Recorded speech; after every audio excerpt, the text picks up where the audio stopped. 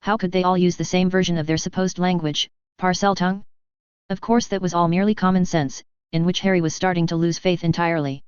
But Harry was sure he'd heard snakes hissing on the TV at some point. After all, he knew what that sounded like from somewhere, and that hadn't sounded to him like language, which had seemed a good deal more reassuring. At first. The problem was that Draco had also asserted that parcel mouths could send snakes on extended complex missions. And if that was true, then parcel mouths had to make snakes persistently intelligent by talking to them. In the worst case scenario, that would make the snake self-aware, like what Harry had accidentally done to the Sorting Hat.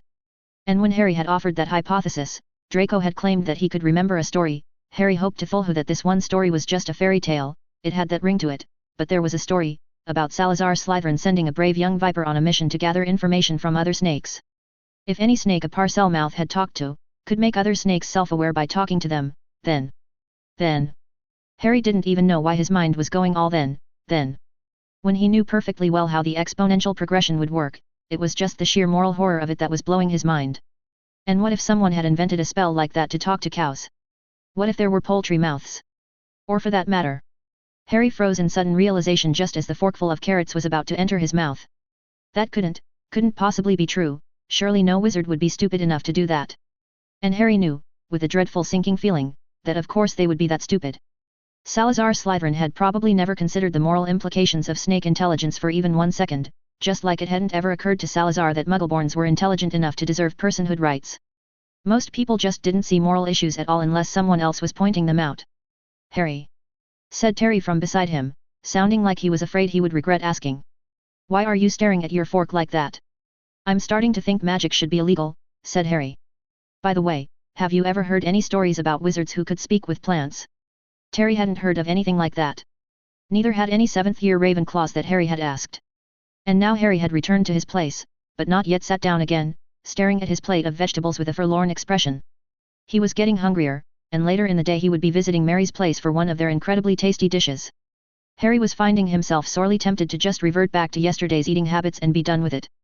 You've got to eat something, said his inner Slytherin.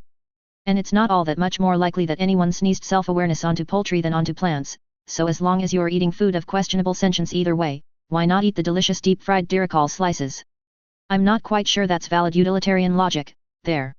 Oh, you want utilitarian logic?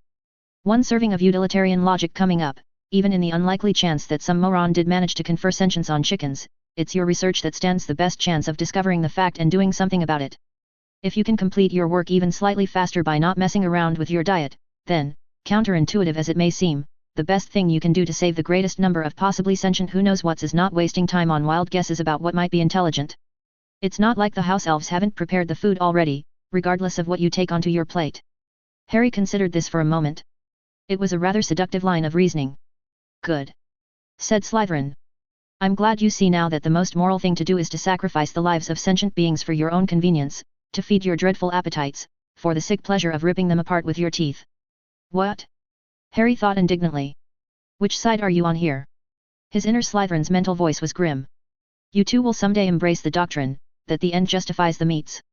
This was followed by some mental snickering. Ever since Harry had started worrying that plants might also be sentient, his non-Ravenclaw components had been having trouble taking his moral caution seriously. Hufflepuff was shouting cannibalism. Every time Harry tried to think about any food item whatsoever, and Gryffindor would visualize it screaming while he ate it, even if it was, say, a sandwich. Cannibalism. Don't eat me. Ignore the screams, eat it anyway. It's a safe place to compromise your ethics in the service of higher goals. Everyone else thinks it's okay to eat sandwiches, so you can't use your usual rationalization about a small probability of a large downside if you get caught. Harry gave a mental sigh, and thought, just so long as you're okay with us being eaten by giant monsters that didn't do enough research into whether we were sentient. I'm okay with that, said Slytherin. Is everyone else okay with that? Internal mental nods. Great, can we go back to deep-fried Diricol slices now? Not until I've done some more research into what's sentient and what isn't. Now shut up. And Harry turned firmly away from his plate full of oh-so-tempting vegetables to head toward the library. Just eat the students, said Hufflepuff. There's no doubt about whether they're sentient. You know you want to, said Gryffindor. I bet the young ones are the tastiest. Harry was starting to wonder if the Dementor had somehow damaged their imaginary personalities. Honestly, said Hermione. The young girl's voice sounded a little acerbic as her gaze scanned the bookshelves of the herbology stacks in the Hogwarts library.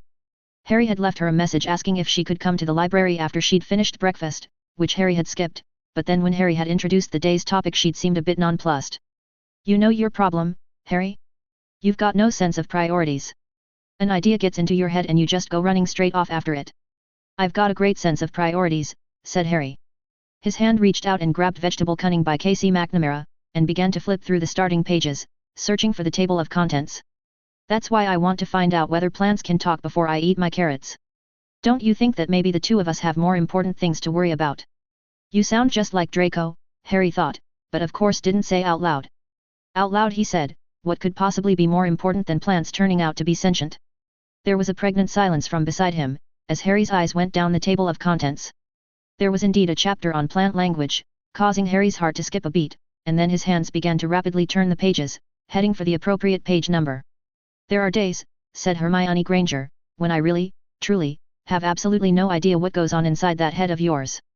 Look, it's a question of multiplication, okay?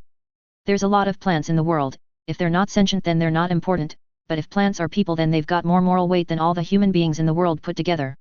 Now, of course your brain doesn't realize that on an intuitive level, but that's because the brain can't multiply. Like if you ask 3 separate groups of Canadian households how much they'll pay to save 2,000, 20,000, or 200,000 birds from dying in oil ponds, the 3 groups will respectively state that they're willing to pay $78, $88, and $80. No difference, in other words. It's called scope insensitivity. Your brain imagines a single bird struggling in an oil pond, and that image creates some amount of emotion that determines your willingness to pay. But no one can visualize even 2,000 of anything, so the quantity just gets thrown straight out the window. Now try to correct that bias with respect to 100 trillion sentient blades of grass, and you'll realize that this could be thousands of times more important than we used to think the whole human species was. Oh thank Azathoth, this says it's just mandrakes that can talk and they speak regular human language out loud, not that there's a spell you can use to talk with any plant. Ron came to me at breakfast yesterday morning, Hermione said. Now her voice sounded a little quiet, a little sad, maybe even a little scared. He said he'd been dreadfully shocked to see me kiss you. That what you said while you were demented should have shown me how much evil you were hiding inside. And that if I was going to be a follower of a dark wizard, then he wasn't sure he wanted to be in my army anymore. Harry's hands had stopped turning pages. It seemed that Harry's brain, for all its abstract knowledge, was still incapable of appreciating scope on any real emotional level, because it had just forcibly redirected his attention away from trillions of possibly sentient blades of grass who might be suffering or dying even as they spoke, and toward the life of a single human being who happened to be nearer and dearer. Ron is the world's most gigantic prat, Harry said. They won't be printing that in the newspaper anytime soon, because it's not news. So after you fired him, how many of his arms and legs did you break? I tried to tell him it wasn't like that, Hermione went on in the same quiet voice. I tried to tell him you weren't like that, and that it wasn't like that between the two of us, but it just seemed to make him even more like he was. Well, yes, Harry said. He was surprised that he wasn't feeling angrier at Captain Weasley, but his concern for Hermione seemed to be overriding that, for now. The more you try to justify yourself to people like that, the more it acknowledges that they have the right to question you. It shows you think they get to be your inquisitor, and once you grant someone that sort of power over you, they just push more and more. This was one of Draco Malfoy's lessons which Harry had thought was actually pretty smart. People who tried to defend themselves got questioned over every little point and could never satisfy their interrogators, but if you made it clear from the start that you were a celebrity and above social conventions, people's minds wouldn't bother tracking most violations. That's why when Ron came over to me as I was sitting down at the Ravenclaw table, and told me to stay away from you, I held my hand out over the floor and said, you see how high I'm holding my hand? Your intelligence has to be at least this high to talk to me. Then he accused me of, quote, sucking you into the darkness, unquote, so I pursed my lips and went shlu-herb, and after that his mouth was still making those talking noises so I put up a quieting charm. I don't think he'll be trying his lectures on me again. I understand why you did that, Hermione said, her voice tight. I wanted to tell him off too, but I really wish you hadn't, it will make things harder for me, Harry. Harry looked up from Vegetable Cunning again, he wasn't getting any reading done at this rate, and he saw that Hermione was still reading whatever book she had, not looking up at him. Her hands turned another page even as he watched. I think you're taking the wrong approach by trying to defend yourself at all, Harry said. I really do think that. You are who you are. You're friends with whoever you choose. Tell anyone who questions you to shove it. Hermione just shook her head, and turned another page. Option 2, Harry said. Go to Fred and George and tell them to have a little talk with their wayward brother, those two are genuine good guys. It's not just Ron, Hermione said in almost a whisper. Lots of people are saying it, Harry. Even Mandy is giving me worried looks when she thinks I'm not looking. Isn't it funny? I keep worrying that Professor Quirrell is sucking you into the darkness, and now people are warning me just the same way I try to warn you. Well, yeah, said Harry. Doesn't that reassure you a bit about me and Professor Quirrell? In a word, said Hermione, no. There was a silence that lasted long enough for Hermione to turn another page, and then her voice, in a real whisper this time, and Padma is going around telling everyone that since I couldn't cast the P-Patronus charm, I must only be P pretending to be nice. Padma didn't even try herself. Harry said indignantly. If you were a dark witch who was just pretending, you wouldn't have tried in front of everyone. Do they think you're stupid? Hermione smiled a little, and blinked a few times. Hey, I have to worry about actually going evil. Here the worst case scenario is that people think you're more evil than you really are. Is that going to kill you? I mean, is it all that bad? The young girl nodded, her face screwed up tight. Look, Hermione, if you worry that much about what other people think, if you're unhappy whenever other people don't picture you exactly the same way you picture yourself, that's already dooming yourself to always be unhappy. No one ever thinks of us just the same way we think of ourselves. I don't know how to explain to you, Hermione said in a sad soft voice. I'm not sure it's something you could ever understand, Harry. All I can think of to say is, how would you feel if I thought you were evil? Harry visualized it. Yeah, that would hurt. A lot. But you're a good person who thinks about that sort of thing intelligently. You've earned that power over me. It would mean something if you thought I'd gone wrong. I can't think of a single other student, besides you, whose opinion I'd care about the same way. You can live like that, whispered Hermione Granger. I can't. The girl had gone through another 3 pages in silence, and Harry had returned his eyes to his own book and was trying to regain his focus, when Hermione finally said, in a small voice, Are you really sure I mustn't know how to cast the Patronus charm? Harry had to swallow a sudden lump in his throat. He suddenly saw himself not knowing why the Patronus charm didn't work for him, not being able to show Draco, just being told that there was a reason, and nothing more. Hermione, your Patronus would shine with the same light, but it wouldn't be normal, it wouldn't look like people think Patronuses should look. Anyone who saw it would know there was something strange going on. Even if I told you the secret, you couldn't demonstrate to anyone, unless you made them face the other way so they could only see the light, and the most important part of any secret is the knowledge that a secret exists. You could only show 1 or 2 friends if you swore them to secrecy. Harry's voice trailed off helplessly. I'll take it. Her voice was still small. It was very hard not to just blurt out the secret, right there in the library. I shouldn't, I really shouldn't, it's dangerous, Hermione, it could do a lot of harm if that secret got out. Haven't you heard the saying, 3 can keep a secret if 2 are dead? That telling just your closest friends is the same as telling everyone, because you're not just trusting them, you're trusting everyone they trust. It's too important, too much of a risk, it's not the sort of decision that should be made for the sake of fixing someone's reputation at school. Okay, Hermione said. She closed the book and put it back on the shelf. I can't concentrate right now, Harry, I'm sorry. If there's anything else I can do. Be nicer to everyone. The girl didn't look back as she walked out of the stacks, which might have been a good thing, because the boy was frozen in place, unmoving. After a while, the boy started turning pages again. Chapter 49, Prior Information. A boy waits at a small clearing at the edge of the non-forbidden forest, beside a dirt trail that runs back to the gates of Hogwarts in one direction, and off into the distance in another. There is a carriage nearby, and the boy is standing well away from it, looking at it, his eyes seldom wavering from its direction. In the distance, a figure is approaching along the dirt path, a man wearing professorial robes, trudging slowly with his shoulders slumped low, his formal shoes kicking up small clouds of dust as he walks.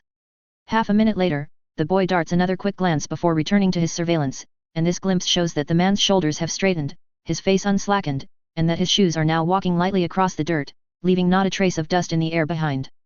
Hello, Professor Quirrell, Harry said without letting his eyes move again from the direction of their carriage. Salutations, said the calm voice of Professor Quirrell. You seem to be keeping your distance, Mr. Potter. I don't suppose you see something odd about our conveyance. Odd? Harry echoed. Why no, I can't say I see anything odd.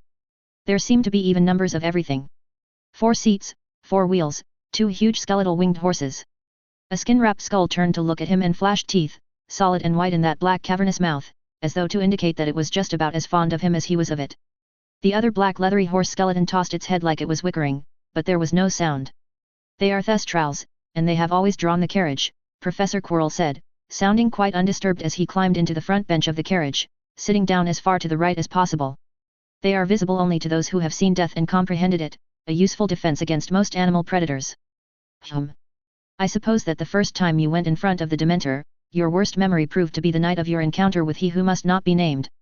Harry nodded grimly. It was the right guess, even if for the wrong reasons. Those who have seen death. Did you recall anything of interest, thereby?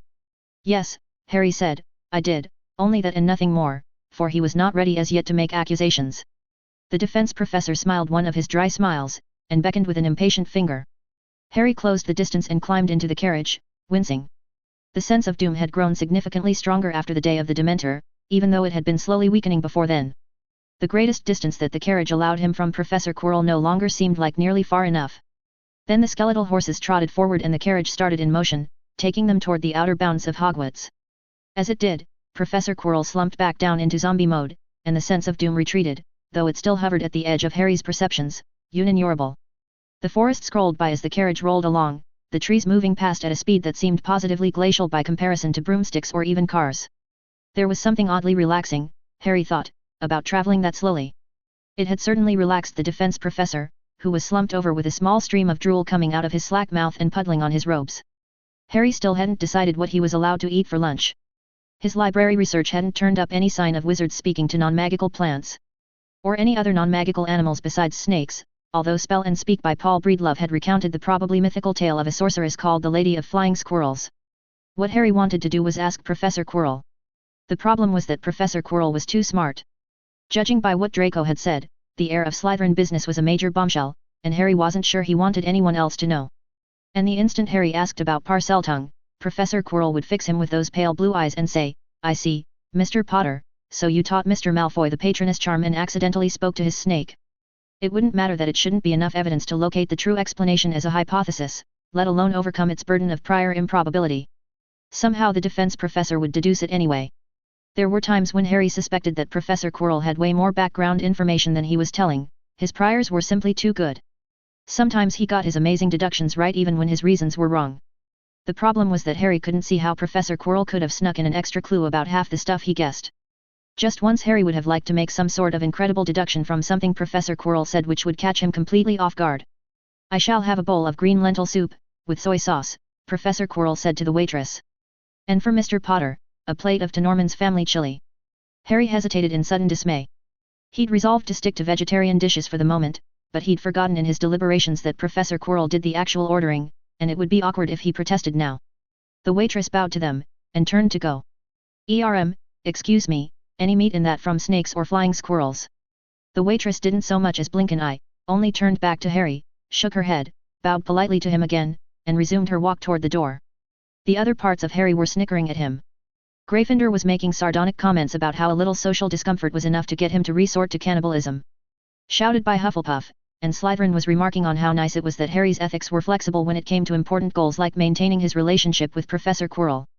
After the waitress had closed the door behind her, Professor Quirrell waved a hand to slide home the locking bar, spoke the usual 4 charms to ensure privacy, and then said, An interesting question, Mr. Potter. I wonder why you asked it. Harry kept his face steady. I was looking up some facts about the Patronus charm earlier, he said. According to the Patronus charm, wizards who could and couldn't, it turns out that Godric couldn't and Salazar could. I was surprised, so I looked up the reference, in 4 Lives of Power. And then I discovered that Salazar Slytherin could supposedly talk to snakes. Temporal sequence wasn't the same as causation, it wasn't Harry's fault if Professor Quirrell missed that. Further research turned up an old story about a mother goddess type who could talk to flying squirrels. I was a bit worried about the prospect of eating something that could talk. And Harry took a casual sip of his water. Just as Professor Quirrell said, Mr. Potter, would I be correct in guessing that you are also a Parselmouth? When Harry was done coughing, he set his glass of water back down on the table, fixed his gaze on Professor Quirrell's chin rather than looking him in the eyes, and said, So you are able to perform legilimency through my occlumency barriers, then? Professor Quirrell was grinning widely. I shall take that as a compliment, Mr. Potter, but no. I'm not buying this anymore, Harry said. There's no way you came to that conclusion based on that evidence. Of course not, Professor Quirrell said equably. I had planned to ask you that question today in any case, and simply chose an opportune moment. I have suspected since December, in fact. December? Said Harry. I found out yesterday. Ah, so you did not realize the Sorting Hat's message to you was in Parseltongue. The defense professor had timed it exactly right the second time, too, just as Harry was taking a gulp of water to clear out his throat from the first coughing fit.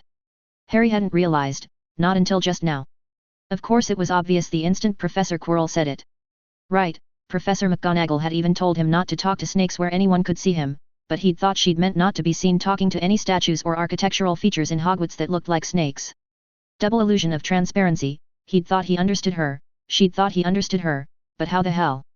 So, Harry said, you performed legilimency on me during my first defense class, to find out what happened with the Sorting Hat. Then I would not have found out in December. Professor Quirrell leaned back, smiling. This is not a puzzle you can solve on your own, Mr. Potter, so I will reveal the answer. Over the winter holiday, I was alerted to the fact that the headmaster had filed a request for a closed judicial panel to review the case of one Mr. Rubeus Hagrid, whom you know as the keeper of keys and grounds at Hogwarts, and who was accused of the murder of Abigail Myrtle in 1943. Oh, of course, said Harry, that makes it downright obvious that I'm a Parselmouth. Professor, what the sweet slithering snakes? The other suspect for that murder was Slytherin's monster, the legendary inhabitant of Slytherin's Chamber of Secrets. Which is why certain sources alerted me to the fact, and why it caught my attention sufficiently that I spent a good deal of bribe money to learn the details of the case. Now in point of fact, Mr. Potter, Mr. Hagrid is innocent. Ridiculously obviously innocent. He is the most blatantly innocent bystander to be convicted by the magical British legal system since Grindelwald's conf undying of Neville Chamberlain was pinned on Amanda Knox. Headmaster Dippet prompted a student puppet to accuse Mr. Hagrid because Dippet needed a scapegoat to take the blame for the death of Miss Myrtle, and our marvellous justice system agreed that this was plausible enough to warrant Mr. Hagrid's expulsion and the snapping of his wand. Our current headmaster needs merely provide some new item of evidence significant enough to reconvene the case, and with Dumbledore applying pressure instead of Dippet, the result is a foregone conclusion. Lucius Malfoy has no particular reason to fear Mr. Hagrid's vindication, thus Lucius Malfoy will only resist to the extent that he can do so costlessly in order to impose costs on Dumbledore, and Dumbledore is clearly willing to prosecute the case regardless. Professor Quirrell took a sip of his water. But I digress. The new evidence that the headmaster promises to provide is to exhibit a previously undetected spell on the Sorting Hat, which, the headmaster asserts, he has personally determined to respond only to Slytherins who are also Parselmouths. The headmaster further argues that this favors the interpretation that the Chamber of Secrets was indeed opened in 1943, approximately the right time frame for he who must not be named, a known Parselmouth, to have attended Hogwarts. It is a rather questionable logic, but a judicial panel may rule that it swings the case far enough to bring Mr. Hagrid's guilt into doubt, if they can manage to keep a straight face as they say it. And now we come to the key question, how did the headmaster discover this hidden spell on the Sorting Hat? Professor Quirrell was smiling thinly now. Well now, let us suppose that there was a Parselmouth in this year's crop of students, a potential heir of Slytherin. You must admit, Mr. Potter, that you stand out as a possibility whenever extraordinary people are considered. And if I then further ask myself which new Slytherin would be most likely to have his mental privacy invaded by the headmaster, specifically hunting the memories of his sorting, why, you stand out even more. The smile vanished. So you see, Mr. Potter, it was not I who invaded your mind, though I will not ask you to apologize. It is not your fault that you believed Dumbledore's protestations of respecting your mental privacy. My sincere apologies, Harry said, keeping his face expressionless. The rigid control was a confession in its own right, as was the sweat beading his forehead, but he didn't think the defense professor would take any evidence from that. Professor Quirrell would just think Harry was nervous at having been discovered as the heir of Slytherin. Rather than being nervous that Professor Quirrell might realize that Harry had deliberately betrayed Slytherin's secret, which itself was no longer seeming like such a smart move. So, Mr. Potter. Any progress on finding the Chamber of Secrets? No, thought Harry. But to maintain plausible deniability, you needed a general policy of sometimes evading questions even when you had nothing to hide. With respect, Professor Quirrell, if I had made such progress, it is not quite obvious to me that I should tell you about it. Professor Quirrell sipped from his own water glass again. Well then, Mr. Potter, I shall freely tell you what I know or suspect. First, I believe the Chamber of Secrets is real, as is Slytherin's monster. Miss Myrtle's death was not discovered until hours after her demise, even though the wards should have alerted the headmaster instantly. Therefore her murder was performed either by Headmaster Dippet, which is unlikely, or by some entity which Salazar Slytherin keyed into his wards at a higher level than the headmaster himself. Second, I suspect that contrary to popular legend, the purpose of Slytherin's monster was not to rid Hogwarts of Muggleborns. Unless Slytherin's monster were powerful enough to defeat the headmaster of Hogwarts and all the teachers, it could not triumph by force. Multiple murders in secrecy would result in the school's closure, as nearly happened in 1943, or in the placing of new wards. So why Slytherin's monster, Mr. Potter? What true purpose does it serve? Harry dropped his gaze to his water glass and tried to think. To kill anyone who got into the chamber and didn't belong there. A monster powerful enough to defeat a team of wizards that had broken past the best wards Salazar could place on his chamber? Unlikely. Harry was feeling a bit pressured now. Well, it's called the Chamber of Secrets, so maybe the monster has a secret, or is a secret. For that matter, just what sort of secrets were in the Chamber of Secrets in the first place? Harry hadn't done a lot of research on the subject, in part because he'd gotten the impression that nobody knew anything. Professor Quirrell was smiling. Why not just write the secret down? Ah, said Harry. Because if the monster spoke Parseltongue, that would ensure that only a true descendant of Slytherin could hear the secret. Easy enough to key the wards on the chamber to a phrase spoken in Parseltongue. Why go to the trouble of creating Slytherin's monster? It cannot have been easy to create a creature with a lifespan of centuries. Come, Mr. Potter, it should be obvious, what are the secrets that can be told from one living mind to another, but never written down?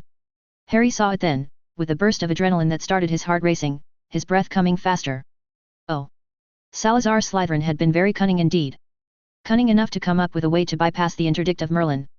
Powerful wizardries couldn't be transmitted through books or ghosts, but if you could create a long-lived enough sentient creature with a good enough memory.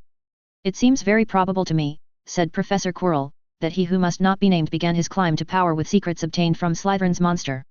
That Salazar's lost knowledge is the source of you-know-who's extraordinarily powerful wizardry. Hence my interest in the Chamber of Secrets and the case of Mr. Hagrid. I see, Harry said. And if he, Harry, could find Salazar's Chamber of Secrets, then all of the lost knowledge that Lord Voldemort had obtained would be his as well. Yes. That was just how the story should go. Add in Harry's superior intelligence and some original magical research and some Muggle rocket launchers, and the resulting fight would be completely one-sided, which was exactly how Harry wanted it. Harry was grinning now, a very evil grin. New priority, find everything in Hogwarts that looks remotely like a snake and try speaking to it. Starting with everything you've already tried, only this time be sure to use Parseltongue instead of English, get Draco to let you into the Slytherin dorms. Don't become too excited, Mr. Potter, said Professor Quirrell. His own face had become expressionless, now. You must continue thinking. What were the Dark Lord's parting words to Slytherin's monster? What? Harry said. How could either of us possibly know that? Visualize the scene, Mr. Potter. Let your imagination fill in the details.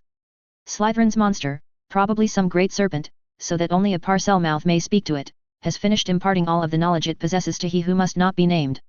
It conveys to him Salazar's final benediction, and warns him that the Chamber of Secrets must now remain closed until the next descendant of Salazar should prove cunning enough to open it. And he who will become the Dark Lord nods, and says to it. Avada Kedavra, said Harry, suddenly feeling sick to his stomach. Rule 12, Professor Quirrell said quietly. Never leave the source of your power lying around where someone else can find it. Harry's gaze dropped to the tablecloth, which had decorated itself in a mournful pattern of black flowers and shadows. Somehow that seemed, too sad to be imagined. Slytherin's great snake had only wanted to help Lord Voldemort, and Lord Voldemort had just, there was something unbearably sorrowful about it. What sort of person would do that to a being who'd offered them nothing but friendship? Do you think the Dark Lord would have? Yes, Professor Quirrell said flatly. He who must not be named left quite a trail of bodies behind him, Mr. Potter. I doubt he would have omitted that one. If there were any artifacts left there that could be moved, the Dark Lord would have taken those with him as well. There might still be something worth seeing in the Chamber of Secrets, and to find it would prove yourself the true heir of Slytherin. But do not raise your hopes too high. I suspect that all you will find is the remains of Slytherin's monster resting quietly in its grave. They sat in silence for a while. I could be wrong, said Professor Quirrell. In the end it is only a guess. But I did wish to warn you, Mr. Potter, so that you would not be too sorely disappointed. Harry nodded shortly. One might even regret your infant self's victory, said Professor Quirrell. His smile twisted. If only you know who had lived, you might have persuaded him to teach you some of the knowledge that would have been your heritage, from one heir of Slytherin to another. The smile twisted further, as though to mock the obvious impossibility, even given the premise. Note to self, thought Harry, with a slight chill and an edge of anger, make sure to extract my heritage out of the Dark Lord's mind, one way or another. There was another silence. Professor Quirrell was looking at Harry as though waiting for him to ask something. Well, said Harry, so long as we're on the topic, can I ask how you think the whole Parselmouth business actually? There came a knock at the door, then. Professor Quirrell raised a cautionary finger, then opened the door with a wave. The waitress entered, balancing a huge platter with their meals as though the whole assembly weighed nothing, which was in fact probably the case. She gave Professor Quirrell his bowl of green soup, and a glass of his usual Chianti, and set down before Harry a plate of small meat strips smothered in a heavy-looking sauce, plus a glass of his accustomed treacle soda. Then she bowed, managing to make it seem like sincere respect rather than perfunctory acknowledgement, and departed. When she was gone, Professor Quirrell held up a finger for silence again, and drew his wand. And then Professor Quirrell began performing a certain series of incantations that Harry recognized, making him take a sharp breath. It was the series and ordering that Mr. Bester had used, the full set of 27 spells that you would perform before discussing anything of truly great import. If the discussion of the Chamber of Secrets hadn't counted as important. When Professor Quirrell was done, he'd performed 30 spells, 3 of which Harry hadn't heard before. The defense professor said, "Now we shall not be interrupted for a time. Can you keep a secret, Mr. Potter?" Harry nodded. "A serious secret, Mr. Potter," Professor Quirrell said. His eyes were intent, his face grave. "One which could potentially send me to Azkaban. Think about it before you reply." For a moment Harry didn't even see why the question should be hard, given his growing collection of secrets. Then, if this secret could send Professor Quirrell to Azkaban, that means he's done something illegal. Harry's brain performed a few calculations. Whatever the secret, Professor Quirrell did not think his illegal act would reflect badly on him in Harry's eyes. There was no advantage to be gained from not hearing it. And if it did reveal something wrong with Professor Quirrell, then it was very much to Harry's advantage to know it, even if he had promised not to tell anyone. "I never had very much respect for authority," Harry said. "Legal and governmental authority included. I will keep your secret." Harry didn't bother asking whether the revelation was worth the danger it would pose to Professor Quirrell. The defense professor wasn't stupid. "Then I must test whether you are truly a descendant of Salazar," said Professor Quirrell, and stood up from his chair. Harry, prompted more by reflex and instinct than calculation, shoved himself up out of his own chair as well. There was a blur, a shift, a sudden motion. Harry aborted his panicked backward leap halfway through, leaving him windmilling his arms and trying not to fall over, a frantic flush of adrenaline running through him. At the other end of the room swayed a snake a meter high, bright green and intricately banded in white and blue. Harry didn't know enough snake lore to recognize it, but he knew that brightly colored meant poisonous. The constant sense of doom had diminished, ironically enough, after the defense professor of Hogwarts had turned into a venomous snake. Harry swallowed hard and said, "Greetings, HSSSS, no, greetings." "SSO, hissed the snake. "You speak, I hear." "I speak, you hear." "Yes, I hear," hissed Harry. "You are an animagus." "Obviously," hissed the snake. 30 Savanrulas, number 34, become animagus. All sensible people do, if can. Thus, very rare. The snake's eyes were flat surfaces ensconced within dark pits, sharp black pupils in dark grey fields. "This ISS must secure way to speak. You see? No others as understand USS. Even if they are snake animagi. Not unless heir of Slytherin Willses." The snake gave a series of short hisses which Harry's brain translated as sardonic laughter. "Slytherin not stupid. Snake animagus not me as Parselmouth. Would be huge flaw in scheme." Well, that definitely argued that Parseltongue was personal magic, not snakes being sentient beings with a learnable language. "I am not Regis-steered," hissed the snake. The dark pits of its eyes stared at Harry. "Animagus must be Regis-steered. Penalty is 2 years' imprisonment. Will you keep my secret, boy?" "Yes," hissed Harry. "Would never break promise." The snake seemed to hold still, as though in shock, and then began to sway again. "We come here next in 7 days. Bring cloak to pass unseen, bring hourglass to move through time. You know," hissed Harry in shock. "How?" Again the series of short quick hisses that translated as sardonic laughter. "You arrive in my Furz's class while still in other class, strike down enemy with 2 balls of memory." "Never mind," hissed Harry. "Stupid question, forgot you were smart." "Foolish thing to forget," said the snake, but the hiss did not seem offended. "Hourglass is restricted," Harry said. "Cannot say until 9th hour." The snake twitched its head, a snakish nod. "Many restrictions. Locked to your say only, cannot be stolen. Cannot transport other humans. But snake carried in pouch, I suspect will go with. Think possible to hold hourglass motionless within shell, without disturbing wards, while you turn shell around it. We will test in 7 days. Will not speak of plans beyond this. You say nothing, to no one. Give no sign of expectancy, none. Understand?" Harry nodded. "Answer in speech." "Yes. Will do as I said." "Yes. But," Harry gave a wobbling rasp that was how his mind had translated a hesitant into snakish, "I do not promise to do whatever this ISS, you have not said." The snake performed a shiver that Harry's mind translated as a severe glare. "Of course not. We'll discuss specifics at next meeting.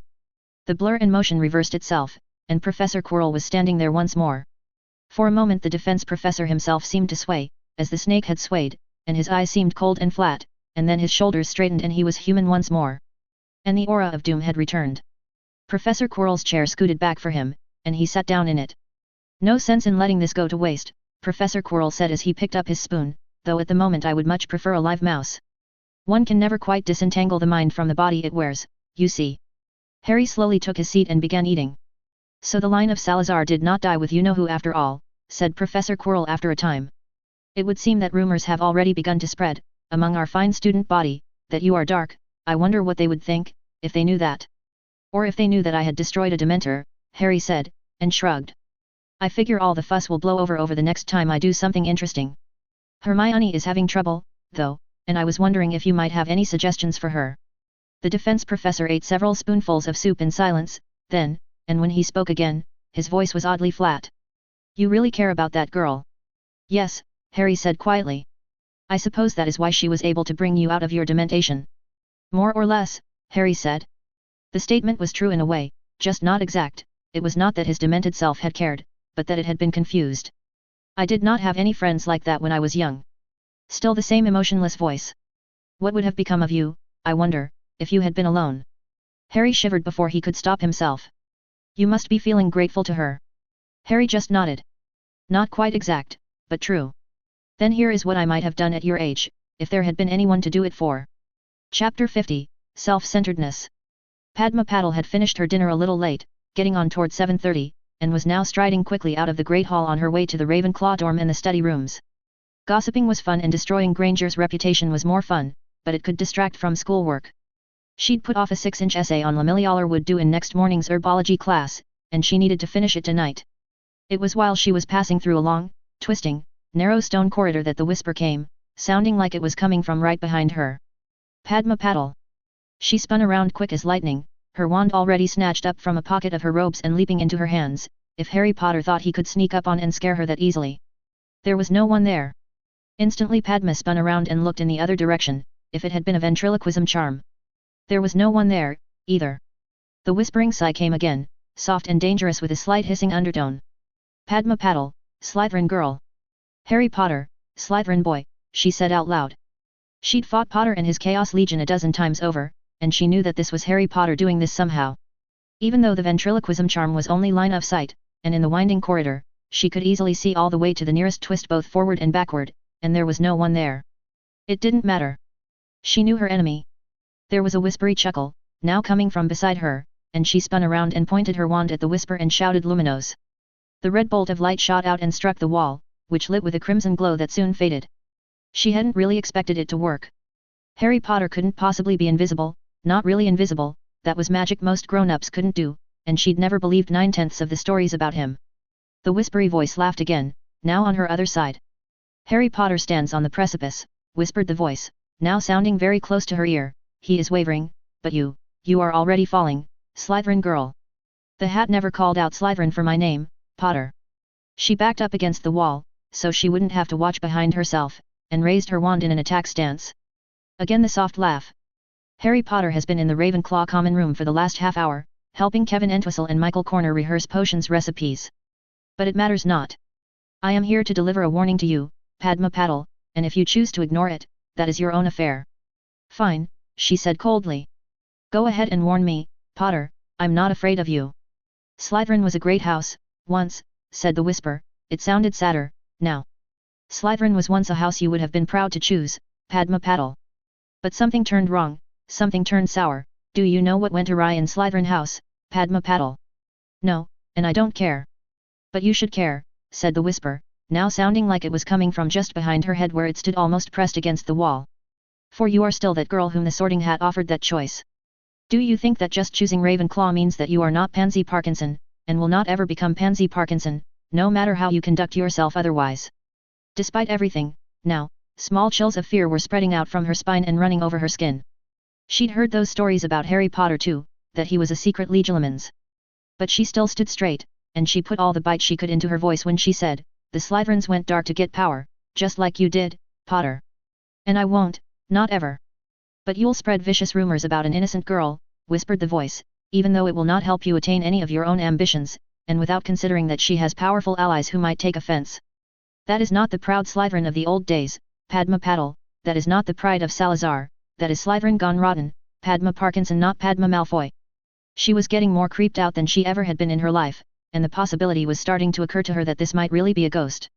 She hadn't ever heard that ghosts could hide themselves like this, but maybe they just didn't usually do it, not to mention that most ghosts weren't this eerie, they were just dead people after all. Who are you? The Bloody Baron. When Harry Potter was bullied and beaten, the voice whispered, he commanded all his allies to refrain from vengeance. Do you remember that, Padma Patil? For Harry Potter is wavering, but not yet lost, he is struggling, he knows himself to be in peril. But Hermione Granger made no such request of her own allies. Harry Potter is angered with you now, Padma Patil, more angered than he would ever be on his own behalf, and he has allies of his own. A shudder went through her, she knew that it was visible and she hated herself for it. Oh, don't be afraid, breathed the voice. I will not hurt you. For you see, Padma Patil, Hermione Granger truly is innocent. She does not stand on the precipice, she is not falling. She did not ask her allies to refrain from hurting you, because the thought did not even occur to her as a possibility. And Harry Potter knows very well that if he hurt you or caused you to be hurt, for Hermione Granger's sake, then she would never speak to him again until the sun burned low and the last star failed in the night sky. The voice was very sad now. She truly is a kindly girl, a person such as I could only wish to be. Granger can't cast the patroness charm, said Padma. If she was really as nice as she pretends to be. Can you cast the patroness charm, Padma Patil? You dared not even attempt it, you feared what the result would be. That's not true. I didn't have time, that was all. The whisper continued. But Hermione Granger did try, openly before her friends, and when her magic failed she was surprised and dismayed. For there are secrets to the patroness charm that few ever knew, and maybe none now know but I. A soft, whispery chuckle. Let it stand that it is no stain of her spirit that halts her light from coming forth. Hermione Granger cannot cast the patroness charm for the very same reason that Godric Gryffindor, who raised these halls, never could. The corridor was becoming colder, she was certain of it, as though someone were using the chilling charm. And Harry Potter is not Hermione Granger's only ally. Now there was an undertone of dry amusement in that whisper, it reminded her suddenly and frighteningly of Professor Quirrell. Phileas Flitwick and Minerva McGonagall are quite fond of her, I do believe. Did it occur to you that if those two learned what you were doing to Hermione Granger, they might become less fond of you? They might not intervene openly, perhaps, but they might be a little slower to award you house points, a little slower to steer opportunities your way. Potter snarked on me. A ghostly chuckle, a dry ha-ha-ha. Do you think those two are stupid, deaf, and blind? In a sadder whisper, do you think Hermione Granger is not precious to them, that they will not see her hurting? As they might have been fond of you once, their bright young Padma Patil, but you are throwing it away. Padma's throat was dry. She hadn't thought of that, not at all.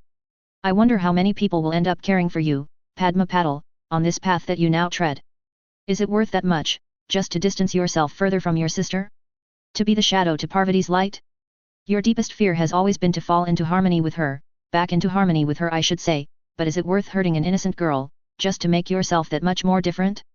Must you be the evil twin, Padma Patil, can you not find a different good to pursue? Her heart was hammering in her chest. She'd never talked about that with anyone. I have always wondered at how students bully each other, sighed the voice.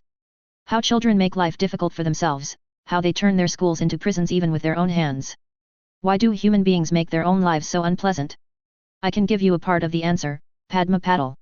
It is because people do not stop and think before causing pain, if they do not imagine that they themselves could also be hurt, that they might also suffer from their own misdeeds. But suffer you will, oh, yes, Padma Patil, suffer you will, if you stay on this road.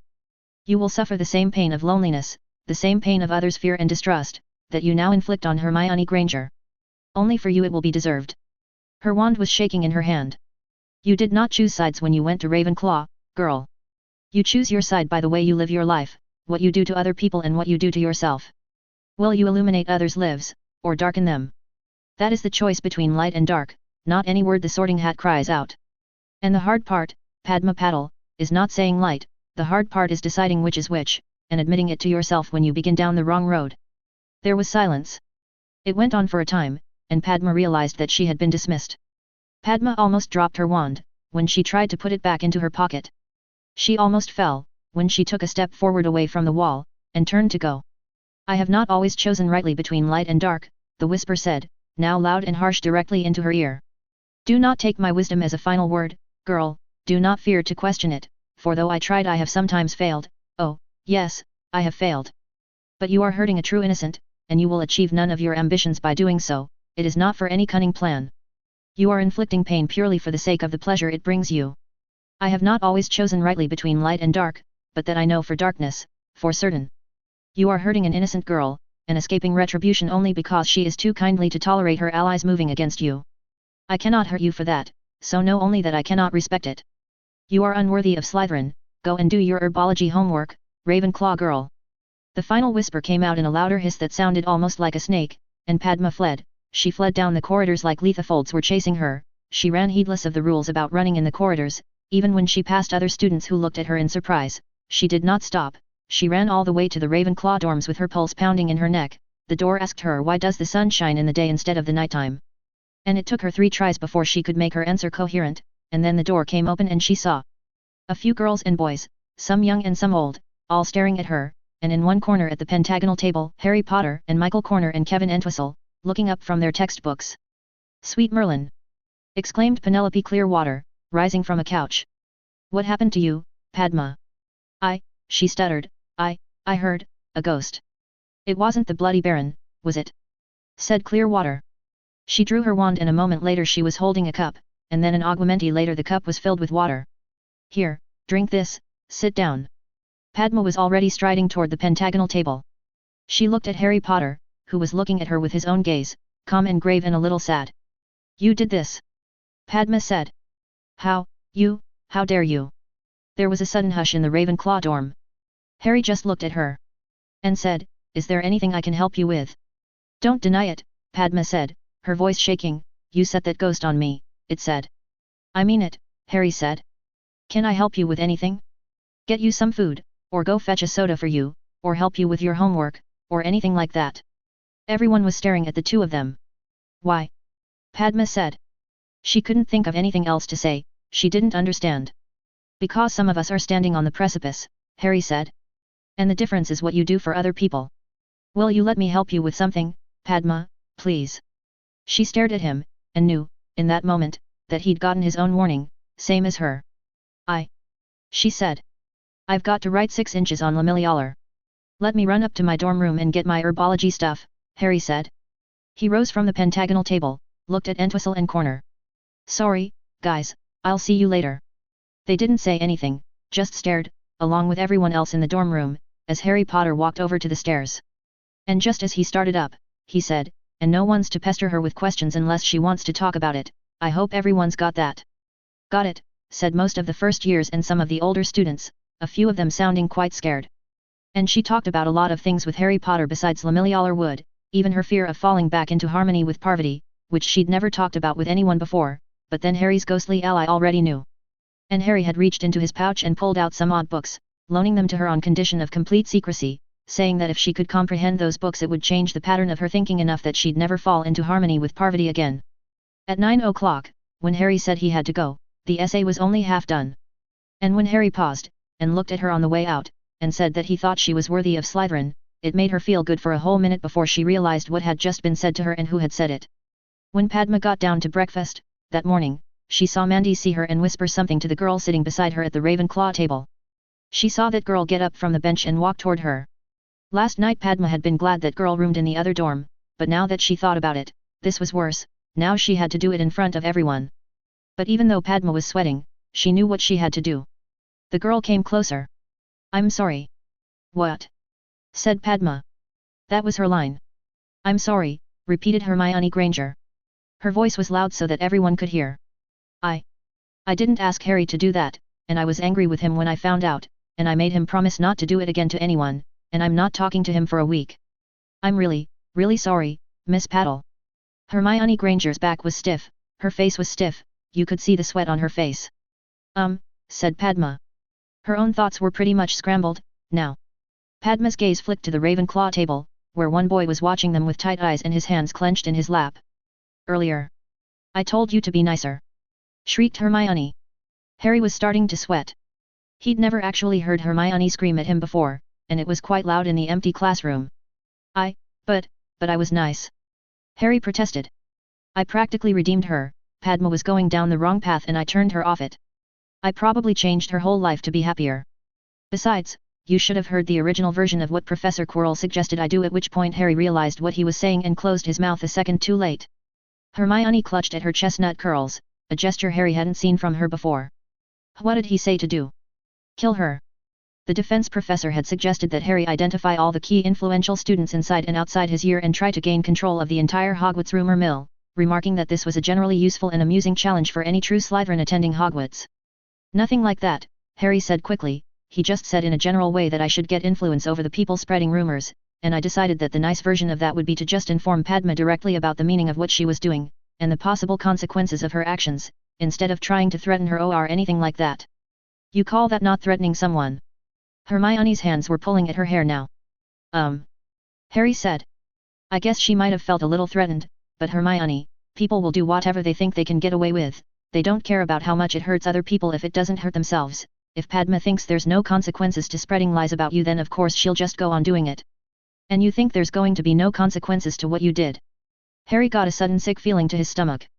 Hermione had the angriest look on her that he'd ever seen. What do you think the other students think of you now, Harry? Of me? If Harry doesn't like the way you talk about Hermione, you'll get ghosts set on you, is that what you want them to think? Harry opened his mouth and no words came out, he just hadn't thought about it that way, actually.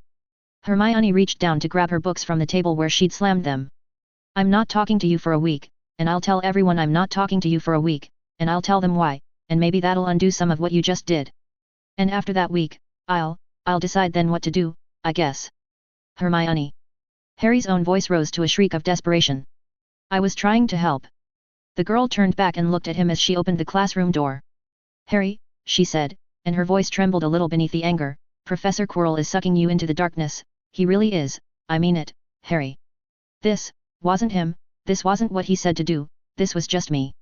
Hermione's voice was almost a whisper now. Someday you're going to go out to lunch with him, and it will be your dark side that comes back, or maybe even you won't come back at all. I promise you, Harry said, that I will come back from lunch. He wasn't even thinking as he said it. And Hermione just turned around and strode out and slammed the door behind her. Way to invoke the laws of dramatic irony, moron, observed Harry's internal critic. Now you're going to die this Saturday, your last words will be I'm sorry, Hermione, and she'll always regret that the last thing she did was slam the door. Oh, shut up. When Padma sat down with Hermione for breakfast, and said in a voice loud enough for others to hear that the ghost had just told her things that were important for her to hear, and Harry Potter had been right to do it, there were some people who were less frightened afterward, and some who were frightened more. And afterward people did say fewer nasty things about Hermione, at least in the first year, at least in public where Harry Potter might hear about it. When Professor Flitwick asked Harry if he was responsible for what had happened to Padma, and Harry said yes, Professor Flitwick told him that he was to serve 2 days detention. Even if it had only been a ghost and Padma hadn't been hurt, still, that wasn't acceptable behavior for a Ravenclaw student. Harry nodded and said that he understood why the professor had to do that, and wouldn't protest, but considering that it did seem to have turned Padma around, did Professor Flitwick really think, off the record, that he'd done the wrong thing? And Professor Flitwick paused, seeming to actually think about it, and then said to Harry, in a solemnly squeaky voice, that he needed to learn how to relate to other students the normal way. And Harry couldn't help but think that this was advice that Professor Quirrell would never give him. Harry couldn't help but think that if he'd done it Professor Quirrell's way, the normal Slytherin way, a mixture of positive and negative incentives to bring Padma and the other rumor-mongers under his explicit control, then Padma wouldn't have talked about it, and Hermione would have never found out. In which case Padma wouldn't have been redeemed, she would have stayed on the wrong path, and she herself would have suffered from that eventually. It wasn't as if Harry had lied to Padma in any way, when he was time-turned and invisible and using the ventriloquism charm. Harry still wasn't sure whether he'd done the right thing, or a right thing, and Hermione hadn't relented on not talking to him, though she was talking a lot with Padma. It hurt more than Harry had expected, going back to studying by himself, like his brain had already started to forget its long-honed skill of being alone. The days until Saturday's lunch with Professor Quirrell seemed to go by very, very slowly. Chapter 51, Title Redacted, PT1. Saturday. Harry had run into trouble falling asleep Friday night, which he had anticipated might happen, and so he had decided to take the obvious advance precaution of buying a sleeping potion, and to prevent it from constituting a visible sign that he was nervous, he had decided to buy it off Fred and George a couple of months earlier. Be prepared, that's the Boy Scouts marching song. Thus Harry was fully rested, and his pouch contained almost everything which he owned and might conceivably need. Harry had, in fact, run into the volume limitation on the pouch, and keeping in mind that he would need to store a large snake, and might need to store who knew what else, he had removed some of the bulkier items, like the car battery. He was up to the point now where he could transfigure something the size of a car battery in 4 minutes flat, so it wasn't much of a loss. Harry had kept the emergency flares and the oxyacetylene welding torch and fuel tank, since you couldn't just transfigure things that were to be burned. Be prepared, as through life you march along. Mary's place. After the waitress had taken their order and bowed to them and left the room, Professor Quirrell had performed only 4 charms, and then they talked about nothing of any vast consequence, just Professor Quirrell's complex thesis about how the Dark Lord's curse on the defense position had led to the decline of dueling and how this had changed social customs in magical Britain. Harry listened and nodded and said intelligent things, while he tried to control the pounding of his heart. Then the waitress came in again bearing their food, and this time, a minute after the waitress had departed, Professor Quirrell gestured for the door to close and lock, and began to speak 29 security charms, one of the ones in Mr. Bester's sequence being left out this time, which somewhat puzzled Harry. Professor Quirrell finished his charms. Stood up from his chair.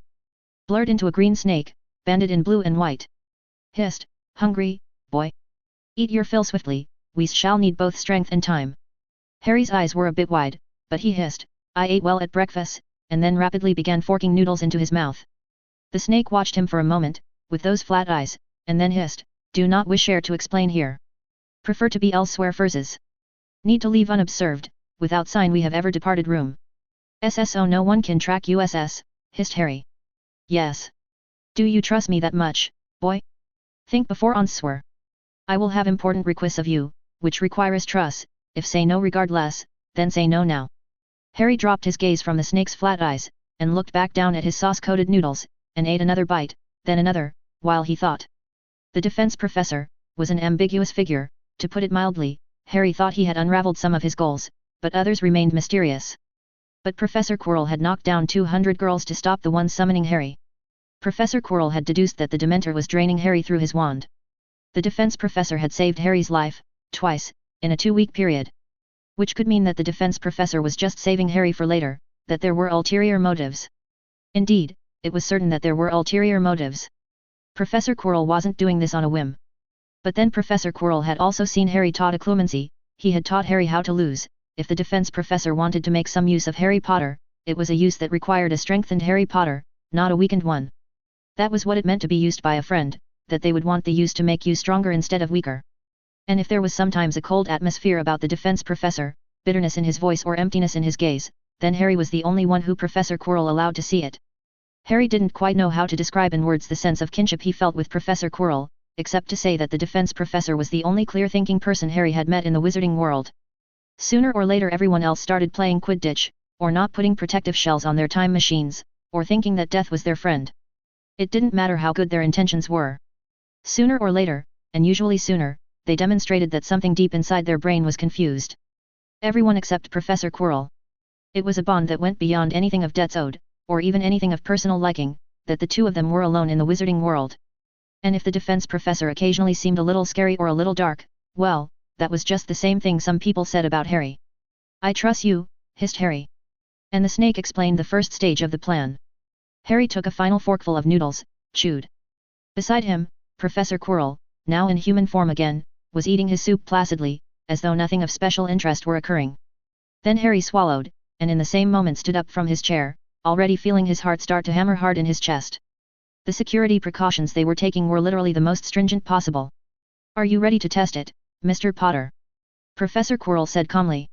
It wasn't a test, but Professor Quirrell wouldn't say that, not out loud in human speech, even in this room screened to the limit that Professor Quirrell had secured with further charms. Yep, Harry said as casually as he could. Step 1. Harry said cloak to his pouch, drew forth the cloak of invisibility, and then unstuck the pouch from his belt and threw it toward the other side of the table. The defense professor stood up from his own seat, drew his wand, bent down, and touched his wand to the pouch, murmuring a quiet incantation. The new enchantments would ensure that Professor Quirrell could enter the pouch on his own in snake form, and leave it on his own, and hear what went on outside while he was in the pouch. Step 2. As Professor Quirrell stood up from where he'd bent over by the pouch, and put away his wand happened to point in Harry's direction, and there was a brief crawling sensation on Harry's chest near where the time turner lay, like something creepy had passed very close by without touching him. Step 3. The defense professor turned into a snake again, and the sense of doom diminished. The snake crawled to the pouch and into it, the pouch's mouth opening to admit the green shape, and as the mouth closed again behind the tail, the sense of doom diminished further. Step 4. Harry drew his wand, being careful to stand still as he did it, so that the time turner would not move from where Professor Quirrell had anchored the hourglass within the shell in its current orientation. Wingardium Leviosa, murmured Harry, and the pouch began to float toward him. Slowly, slowly, as Professor Quirrell had instructed, the pouch began to float toward Harry, who waited alert for any sign the pouch was opening, in which case Harry was to use the hover charm to propel it away from him as fast as possible. As the pouch came within a meter of Harry, the sense of doom returned. As Harry reattached the pouch to his belt, the sense of doom was stronger than it had ever been, but still not overwhelming, it was tolerable. Even with Professor Quirrell's animagus form lying within the extended space of the pouch resting on Harry's very hip. Step 5. Harry sheathed his wand. His other hand still held the cloak of invisibility, and Harry drew that cloak over himself. Step 6. And so in that room shielded from every possible scrying, which Professor Quirrell had personally and further secured, it was not until after Harry was wearing the true cloak of invisibility that he reached beneath his shirt and twisted the outer shell of the time turner just once. The time turner's inner hourglass stayed anchored and motionless, the setting twisted around it. The food vanished from the table, the chairs leaped back into place, the door sprang open. Mary's room was deserted, as it should have been, because Professor Quirrell had earlier contacted Mary's place under a false name to inquire whether the room would be available at this hour, not to reserve it, not to place a cancelled reservation that might be noted, but only to inquire. Step 7. Staying under the cloak of invisibility, Harry left through the open door. He navigated the tiled hallways of Mary's place to the well-stocked bar that greeted new entrants, tended by the owner, Jake. There were only a few people at the bar, in the morning before proper lunchtime, and Harry had to wait invisibly by the door for several minutes, listening to the murmur of conversation and the gurgle of alcohol, before the door opened to admit a huge genial Irishman, and Harry slipped out silently in his wake. Step 8. Harry walked for a while. He was well away from Mary's place when he turned off Diagon Alley into a smaller alley, at the end of which lay a shop that was dark, the windows enchanted to blackness. Step 9. Swordfish Melon Friend, Harry spoke the passphrase to the lock, and it clicked open. Within the shop was also darkness, the light from the open door briefly illuminating it to show a wide, empty room. The furniture shop which had once operated here had gone bankrupt a few months ago, according to the defense professor, and the shop had been repossessed, but not yet resold. The walls were painted a simple white, the wooden floor scratched and unpolished, a single closed door set in the back wall. This had been a showroom, once, but now it showed nothing. The door clicked shut behind Harry, and then the darkness was pitch and complete. Step 10. Harry took out his wand and said Lumos, lighting the room with white glow. He took his pouch from his belt, the sense of doom growing a little sharper as he grasped it with his fingers, and lightly tossed it to the opposite side of the room, the sense of doom fading almost completely. And then he began to take off the cloak of invisibility, even as his voice hissed, "It is done." Step 11. From the pouch poked a green head, followed shortly by a meter-long green body as the snake slithered out. A moment later, the snake blurred into Professor Quirrell. Step 12. Harry waited in silence while the defense professor recited 30 charms. "All right," Professor Quirrell said calmly, when he had finished. "If anyone is still watching us now, we are in any case doomed, so I will speak plainly and in human form. Parcel tongue does not quite suit me, I fear, as I am neither a descendant of Salazar nor a true snake." Harry nodded. "So, Mr. Potter," said Professor Quirrell. His gaze intent, his pale blue eyes dark and shadowed in the white light coming from Harry's wand. "We are alone and unobserved, and I have an important question to ask you." "Go ahead," said Harry, his heart starting to beat faster. "What is your opinion of the government of magical Britain?" That wasn't quite what Harry had been expecting, but it was close enough, so Harry said, "Based on my limited knowledge, I would say that both the Ministry and the Wisengamot appear to be stupid, corrupt, and evil." "Correct," Professor Quirrell said. "Do you understand why I ask?" Harry took a deep breath, and looked Professor Quirrell straight in the eyes, unflinching. Harry had finally worked out that the way to make amazing deductions from scanty evidence was to know the answer in advance, and he had guessed this answer fully a week ago. It needed only a slight adjustment. "You are about to invite me to join a secret organization full of interesting people like yourself," said Harry, "one of whose goals is to reform or overthrow the government of magical Britain, and yes, I'm in." There was a slight pause. "I'm afraid that is not quite where I intended to direct this conversation," said Professor Quirrell. The corners of his lips were twitching slightly. "I merely planned to ask for your help in doing something extremely treasonous and illegal."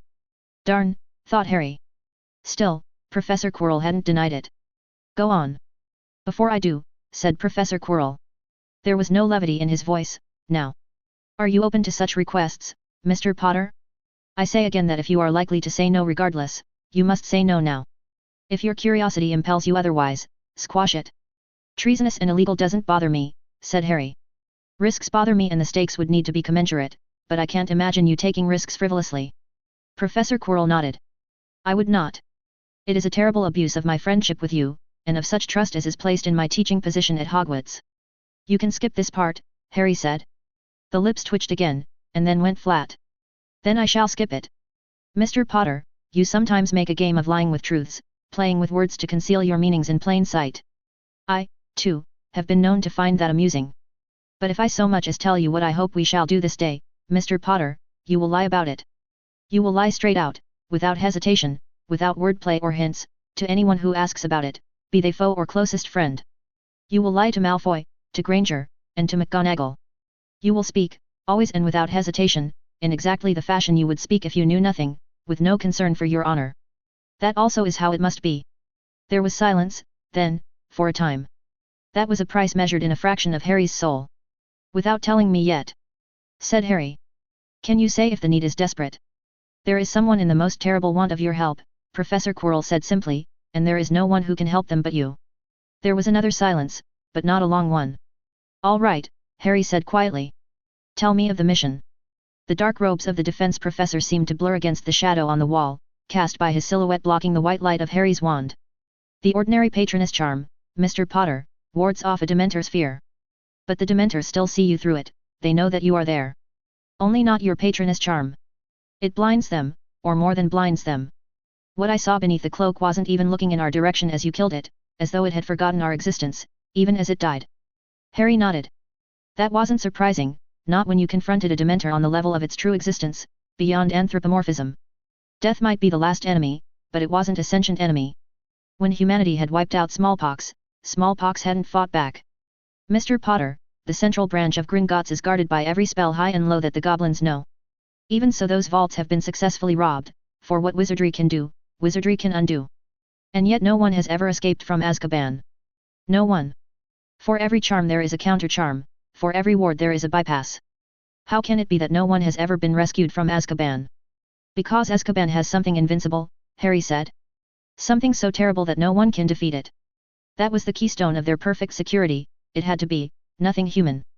It was death that guarded Azkaban. The Dementors don't like their meals being taken away from them, Professor Quirrell said. Coldness had entered that voice, now. They know if anyone tries. There are more than 100 Dementors there, and they speak to the guards as well. It's that simple, Mr. Potter. If you're a powerful wizard then Azkaban isn't hard to enter, and it isn't hard to leave. So long as you don't try to take anything out of it that belongs to the Dementors. But the Dementors are not invincible, said Harry. He could have cast the Patronus charm with that thought, in that very moment. Never believe that they are. Professor Quirrell's voice was very quiet. Do you remember what it was like when you went before the Dementor, the first time, when you failed? I remember. And then with a sudden sickening lurch in his stomach, Harry knew where this was going, he should have seen it before. There is an innocent person in Azkaban, Professor Quirrell said. Harry nodded, there was a burning sensation in his throat, but he didn't cry. The one of whom I speak was not under the imperious curse, said the defense professor, dark robes silhouetted against a greater shadow. There are surer ways to break wills than the imperious, if you have the time for torture and legilimency and rituals of which I will not speak. I cannot tell you how I know this, how I know any of this, cannot hint at it even to you, you will have to trust me. But there is a person in Azkaban who never once chose to serve the Dark Lord, who has spent years suffering alone in the most terrible cold and darkness imaginable, and never deserved a single minute of it. Harry saw it in a single leap of intuition, his mouth racing almost ahead of his thoughts. There was no hint, no warning, we all thought. A person by the name of Black, Harry said. There was silence. Silence, while the pale blue eyes stared at him. Well, said Professor Quirrell after a while. So much for not telling you the name until after you had accepted the mission. I would ask whether you're reading my mind, but that's flatly impossible. Harry said nothing, but it was simple enough if you believed in the processes of modern democracy. The most obvious person in Azkaban to be innocent was the one who hadn't gotten a trial. I am certainly impressed, Mr. Potter, said Professor Quirrell. His face was grave. But this is a serious matter, and if there is some way others could make the same deduction, I must know. So tell me, Mr. Potter. How in the name of Merlin, of Atlantis, and the void between the stars, did you guess that I was talking about Bellatrix? Chapter 52, The Stanford Prison Experiment, PT2. The adrenaline was already flowing in Harry's veins, his heart already hammering in his chest, there in that darkened and bankrupt store. Professor Quirrell had finished explaining, and in one hand, Harry held a tiny wooden twig that would be the key. This was it, this was the day and the moment when Harry started acting the part. His first true adventure, a dungeon to be pierced, an evil government to be defied, a maiden in distress to be rescued. Harry should have been more frightened, more reluctant, but instead he felt only that it was time and past time to start becoming the people he had read about in his books, to begin his journey toward what he had always known he was meant to be, a hero. To take the first step on the road that led to Kimball Kinnison and Captain Picard and Lionel of Thundera and definitely not Raistlin Majira. So far as Harry's brain knew from watching early morning cartoons, when you grew up you were supposed to gain amazing powers and save the universe, that was what Harry's brain had seen adults doing and adopted as its role model for the maturation process, and Harry very much wanted to start growing up. And if the pattern of the story called for the hero to lose some part of his innocence, as the result of his first adventure, then for now, at least, in this still innocent moment, it seemed time and past time for him to experience that pain. Like casting off clothes too small for him, or like finally advancing to the next stage of the game, after being stuck for 11 years on World 3, Level 2 of Super Mario Bros. Harry had read enough novels to suspect that he wouldn't feel this enthusiastic afterward, so he was enjoying it while it lasted. There was a popping sound as something near Harry disappeared, and then there was no more time for heroic brooding. Harry's hand snapped the small wooden twig. A hook yanked motionlessly at Harry's abdomen as the portkey activated, feeling like a much harder pull this time than the smaller transports between the Hogwarts grounds and Diagon Alley. And dropped him into the middle of a huge roll of thunder dying away, and a lash of cold rain whipping him across the face, the water coating Harry's glasses and blinding him in an instant, turning the world into a blur even as he began to fall toward the raging ocean waves far below. He had arrived high above the empty North Sea. The shock of the blasting storm almost made Harry let go of the broomstick that Professor Quirrell had given him, which would not have been a good idea. It took nearly a full second for Harry to get his wits together and bring his broomstick back up in an easy swoop. "I'm here," said an unfamiliar voice from a patch of empty air above him, low and gravelly, the voice of the sallow lanky bearded man Professor Quirrell had polyjuiced into before disillusioning himself and his broomstick. "I'm here," Harry said from beneath the cloak of invisibility. He hadn't used polyjuice himself. Wearing a different body hindered your magic, and Harry might need all of his little magic about him, thus the plan called for Harry to stay invisible at nearly all times, instead of polyjuicing. Neither of them had spoken the other's name. You simply didn't use your names at any point during an illegal mission, even invisibly hovering over an anonymous patch of water in the North Sea. You simply didn't. It would be stupid. Carefully keeping a grip on the broomstick with one hand, while the rain and wind howled around him, Harry raised his wand in an equally careful grip and imperviused his glasses. Then, with the lenses clear, Harry looked around.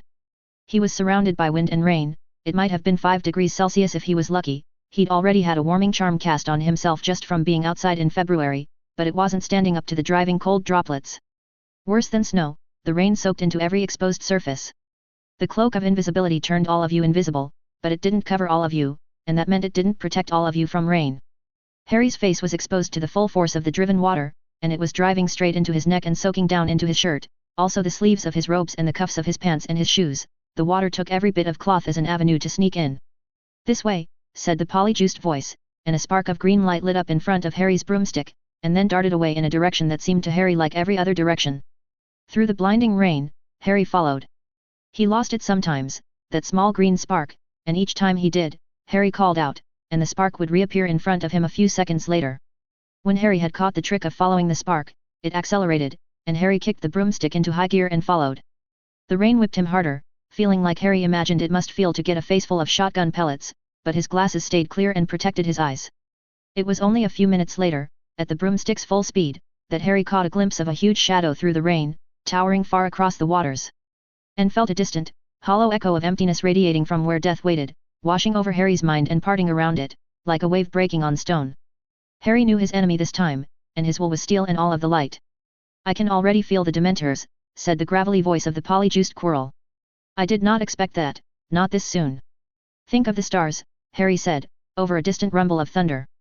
"Don't allow any anger in you, nothing negative, just think of the stars, what it feels like to forget yourself and fall bodilessly through space. Hold to that thought like an occlumency barrier across your entire mind. The Dementors will have some trouble reaching past that." There was silence for a moment, then, "Interesting." The green spark lifted, and Harry inclined his broomstick slightly upward to follow, even as it steered them into a fogbank, a cloud hovering low on the waters. Soon they were hovering above and slightly oblique of the huge three-sided metal building, as it loomed far below. The triangle of steel was hollow, not solid, it was a building of 3 thick solid walls and no center. The Aurors on guard roomed in the top level and southern side of the building, Professor Quirrell had said, protected by their patroness charms. The legal entrance into Azkaban was on the roof of the southwest corner of the building, which the two of them wouldn't use, of course. Instead they would use a corridor that ran directly beneath the northern corner of the building. Professor Quirrell would go down first, and puncture a hole in the roof and its wards right at the northern tip, leaving behind an illusion to cover the gap. The prisoners were kept in the side of the building, in levels corresponding to their crimes. And at the bottom, in the uttermost center and depth of Azkaban, lay a nest of more than 100 Dementors.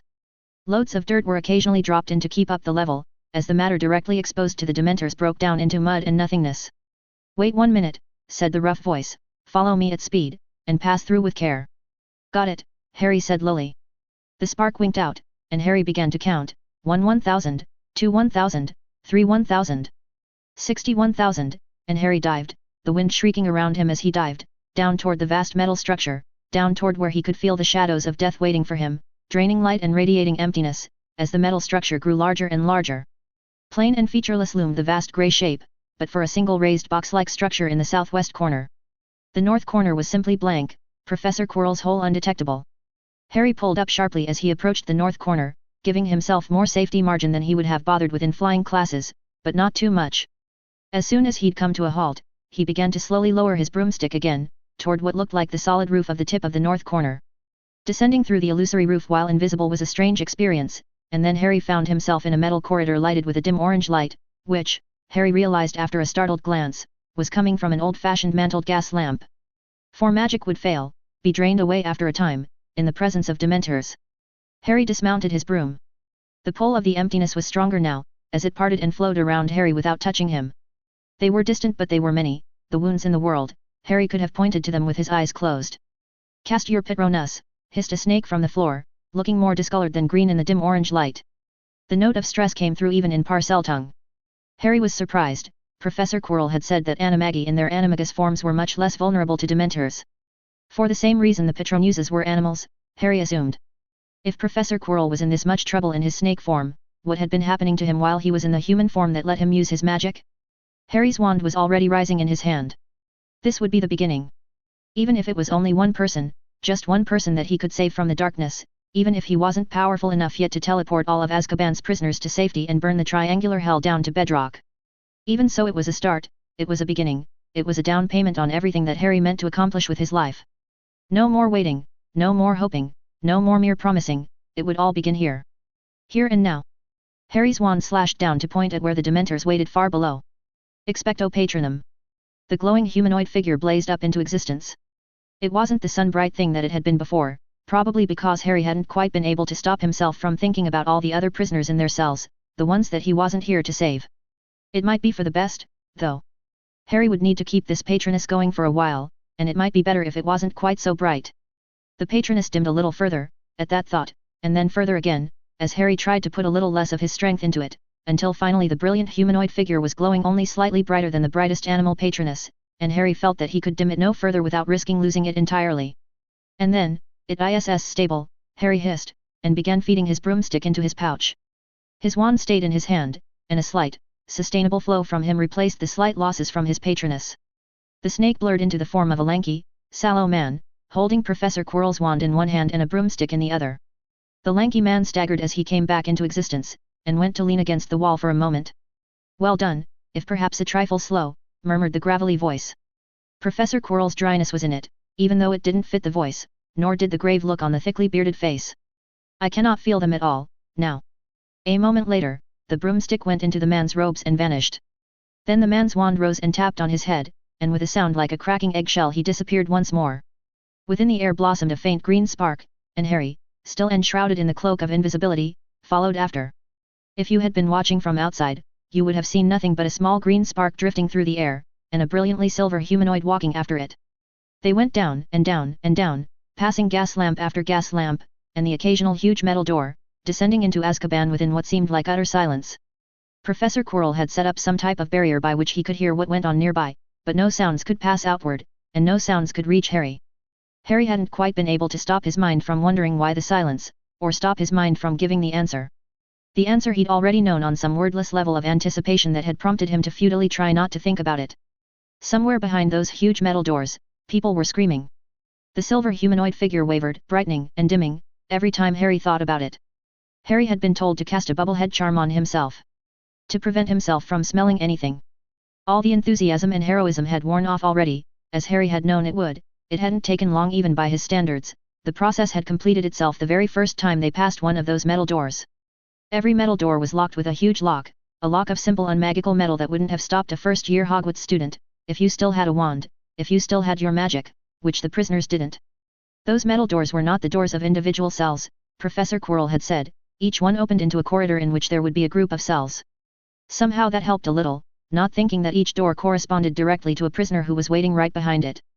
Instead there might be more than one prisoner, which diminished the emotional impact, just like the study showing that people contributed more when they were told that a given amount of money was required to save one child's life, than when told the same total amount was needed to save 8 children. Harry was finding it increasingly hard not to think about it, and every time he did, the light of his patroness fluctuated. They came to the place where the passageway turned left, at the corner of the triangular building.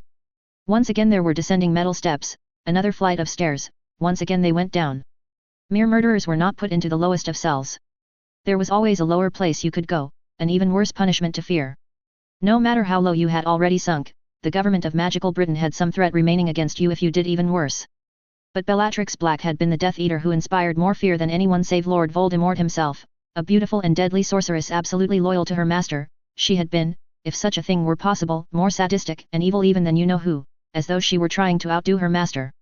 That was what the world knew of her, what the world believed of her. But before then, Professor Quirrell had told Harry, before the debut of the Dark Lord's most terrible servant, there had been a girl in Slytherin who had been quiet, keeping mostly to herself, harming no one.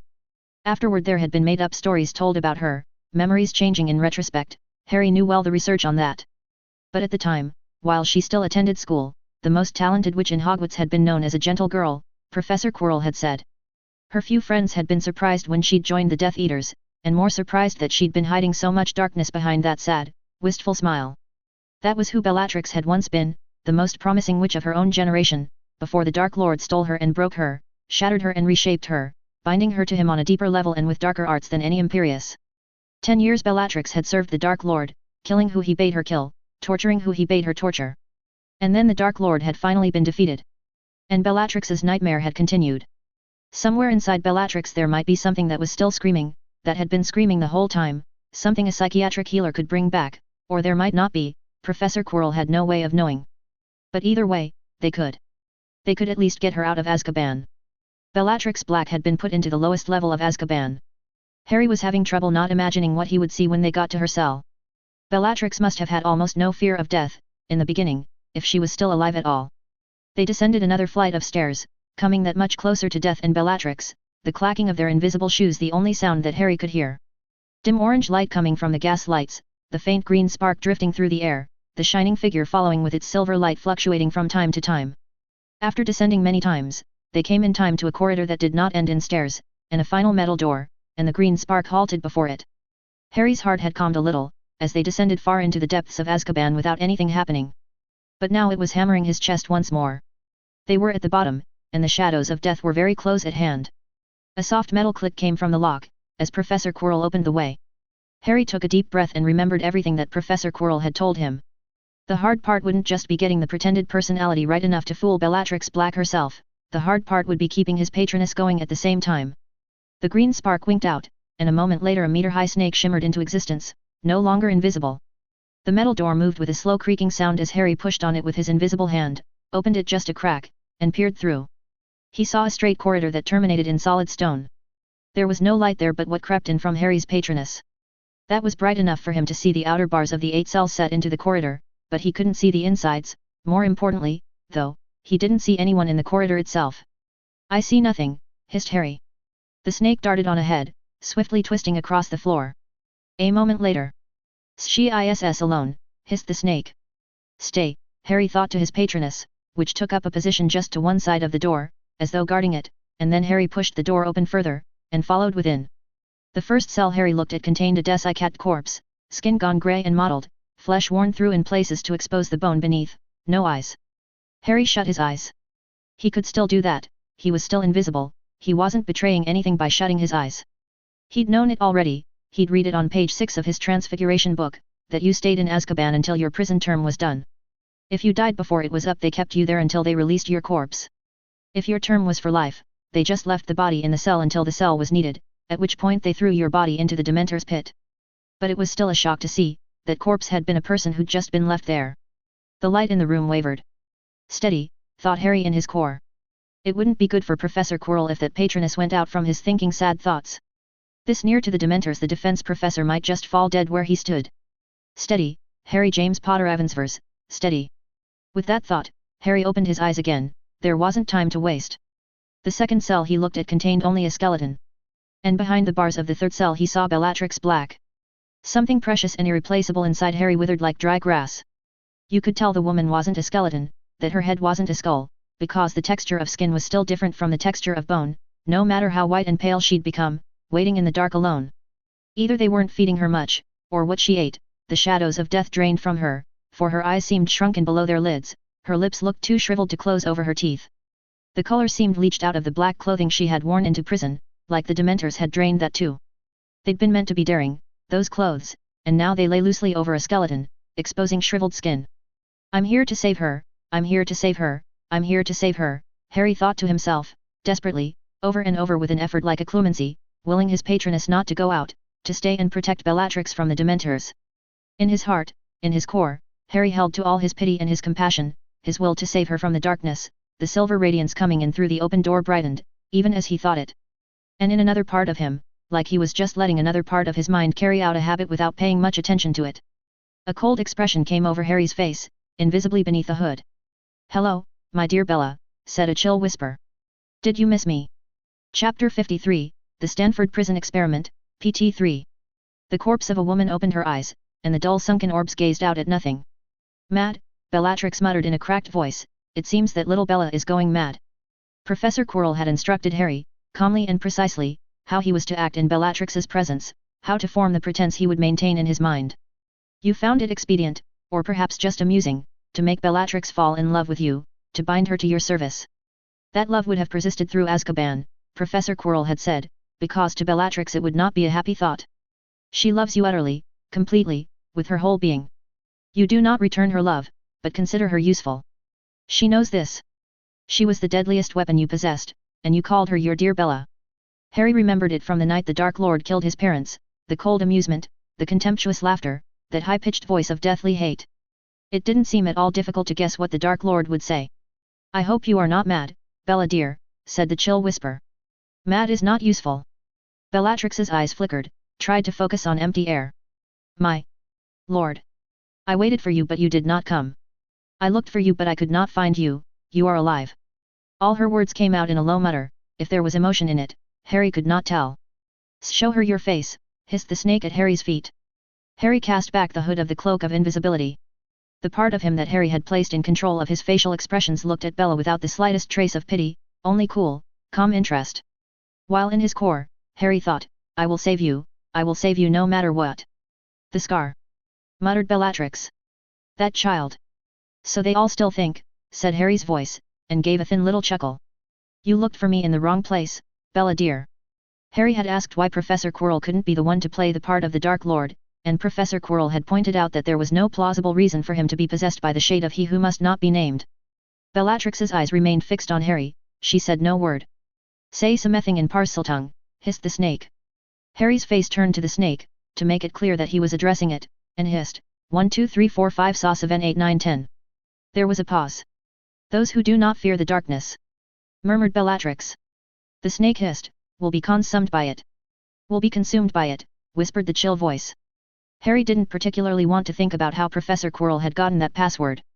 His brain, which thought about it anyway, suggested that it had probably involved a Death Eater, a quiet isolated place, and some lead pipe legilimency. "Your wand," murmured Bellatrix, "I took it from the potter's house and hid it, my lord, under the tombstone to the right of your father's grave. Will you kill me, now, if that was all you wished of me? I think I must have always wanted you to be the one to kill me, but I can't remember now, it must have been a happy thought." Harry's heart wrenched inside him, it was unbearable, and he couldn't cry, couldn't let his patroness fade. Harry's face showed a flicker of annoyance, and his voice was sharp as it said, "Enough foolishness. You're to come with me, Bella dear, unless you prefer the company of the Dementors." Bellatrix's face twitched in brief puzzlement, the shrunken limbs did not stir.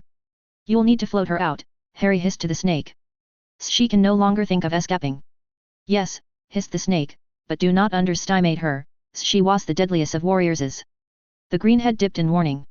"One would be wise to fear me, boy, even were I starved and 9/10 dead, be wary of her, allow no single flaw in your pretense." The green snake smoothly glided out of the door.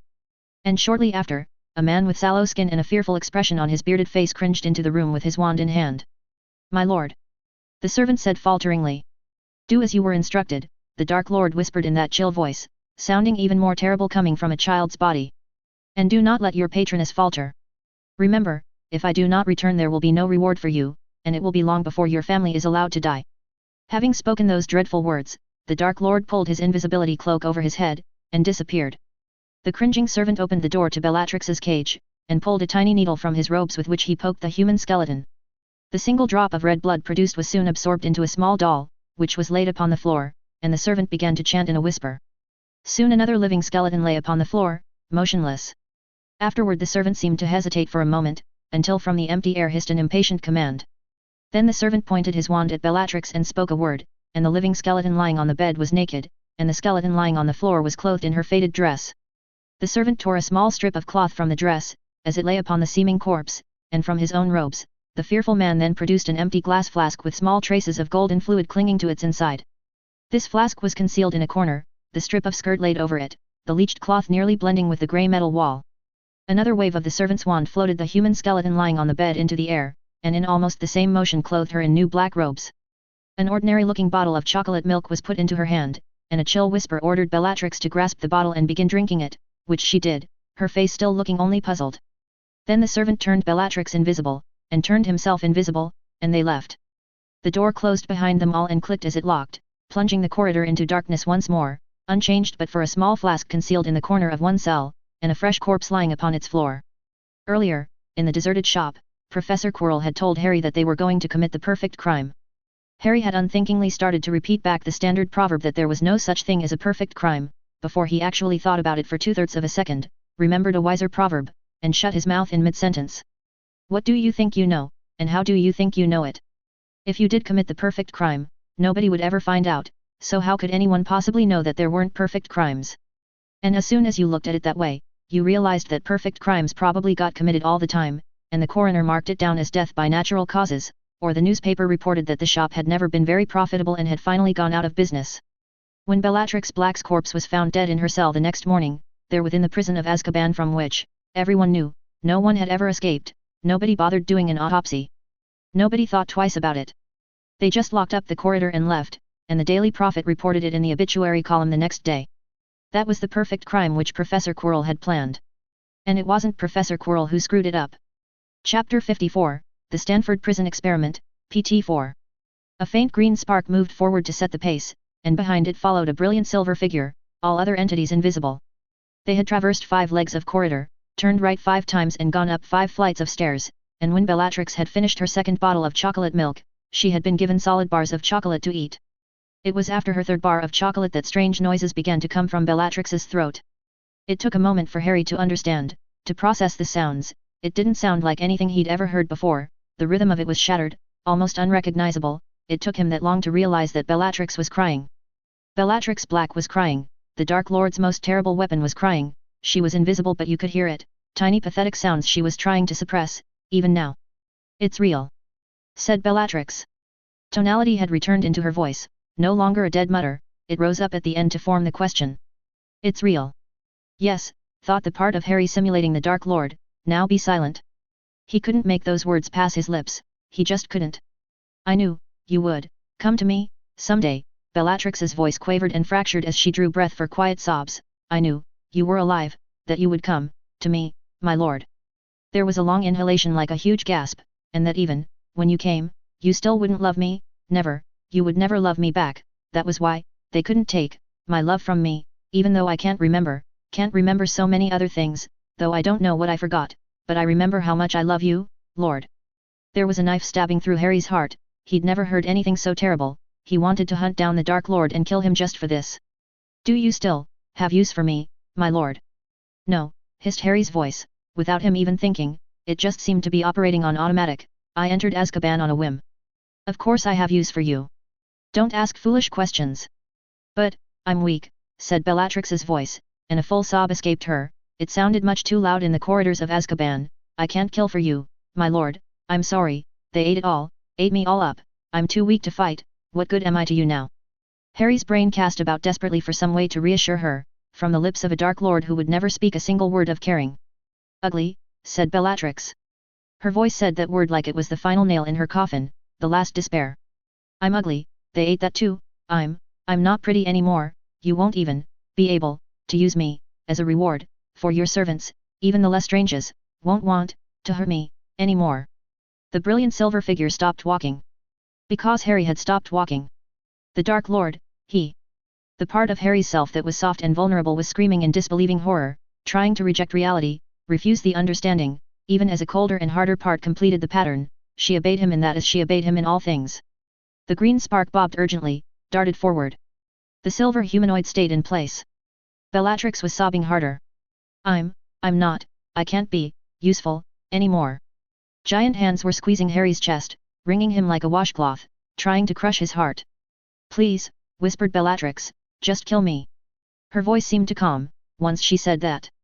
Please Lord, kill me, I've no reason to live if I'm no use to you. I only want it to stop, please hurt me one last time, my lord, hurt me until I stop. I love you. It was the saddest thing Harry had ever heard. The bright silver shape of Harry's patroness flickered. Wavered. Brightened. The fury that was rising in Harry, his rage against the Dark Lord who had done this, the rage against the Dementors, against Azkaban, against the world that allowed such horror, it all seemed to be pouring straight through his arm and into his wand without there being any way of blocking it. He tried willing it to stop and nothing happened. My lord, whispered the disguised voice of Professor Quirrell. My spell is going out of control. Help me, my lord. Brighter the patroness, brighter and brighter, it was waxing faster than on the day that Harry had destroyed a Dementor. My lord. The silhouette said in a terrified whisper. Help me. Everyone will feel it, my lord. Everyone will feel it, thought Harry. His imagination could picture it clearly, the prisoners in their cells stirring as the cold and darkness fell away, replaced by healing light. Every exposed surface now burned like a white sun in the reflections, the silhouette of Bellatrix's skeleton and the sallow man now clearly visible in the blaze, the disillusionment spells unable to keep pace with the unearthly brilliance, only the cloak of invisibility out of the deathly hallows withstood it. My lord. You must stop it. But Harry could no longer will it to stop, he no longer wanted it to stop. He could sense it, more and more of the sparks of life in Azkaban being sheltered by his patroness, as it unfolded like spreading wings of sunlight, the air turned to absolute silver as he thought it, Harry knew what he had to do. Please, my lord. The words went unheard. They were far from him, the Dementors in their pit, but Harry knew that they could be destroyed even at this distance if the light blazed bright enough, he knew that death itself could not face him if he stopped holding back, so he unsealed all the gates inside him and sank the wells of his spell into all the deepest parts of his spirit, all his mind and all his will, and gave over absolutely everything to the spell. And in the interior of the sun, an only slightly dimmer shadow moved forward, reaching out an entreating hand. Wrong. Don't. The sudden sense of doom clashed with Harry's steel determination, dread and uncertainty striving against the bright purpose, nothing else might have reached him but that. The silhouette took another step forward and another, the sense of doom rising to a point of terrible catastrophe, and in the drench of cold water, Harry saw it, he realized the consequences of what he was doing, the danger and the trap. If you had been watching from outside you would have seen the interior of the sun brightening and dimming. Brightening and dimming. And finally fading into ordinary moonlight that seemed like pitch darkness by contrast. Within the darkness of that moonlight stood a sallow man with his hand outstretched in entreaty, and the skeleton of a woman, lying upon the floor, a puzzled look upon her face. And Harry, still invisible, fallen to his knees. The greater danger had passed, and now Harry was just trying not to collapse, to keep the spell going at the lower level. He'd drained something, hopefully not lost something, he should have known, should have remembered, that it wasn't mere magic that fueled the patroness charm. Thank you, my lord, whispered the sallow man. Fool, said the hard voice of a boy pretending to be a Dark Lord. Did I not warn you that the spell could prove fatal if you failed to control your emotions? Professor Quirrell's eyes did not widen, of course. Yes, my lord, I understand, said the Dark Lord's servant in a faltering voice, and turned to Bellatrix. She was already pushing herself off the floor, slowly, like an old Muggle woman. How funny, Bellatrix whispered, you were almost killed by a patroness charm. A giggle that sounded like it was blowing dust out of her giggle pipes. I could punish you, maybe, if my lord froze you in place and I had knives, maybe I can be useful after all? Oh, I feel a little better now, how strange. Be silent, dear Bella, Harry said in a chill voice, until I give you leave to speak. There was no reply, which was obedience. The servant levitated the human skeleton, and made her invisible once more, followed shortly by his own disappearance with the sound of another cracking egg. They passed on through the corridors of Azkaban.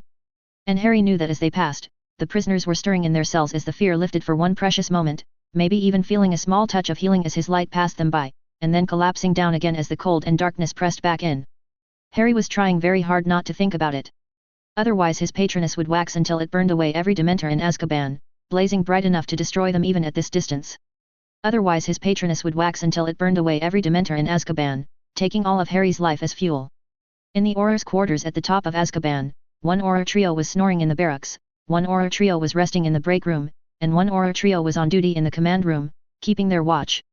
The command room was simple but large, with 3 chairs at back where 3 Aurors sat, their wands always in hand to sustain their 3 Patronuses, as the bright white forms paced in front of the open window, sheltering them all from the Dementor's fear.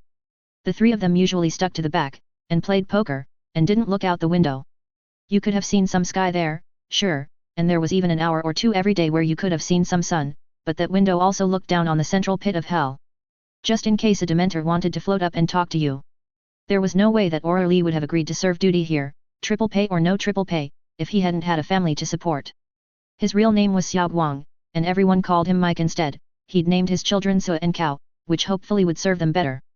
His only consolation, besides the money, was that at least his mates played an excellent game of dragon poker.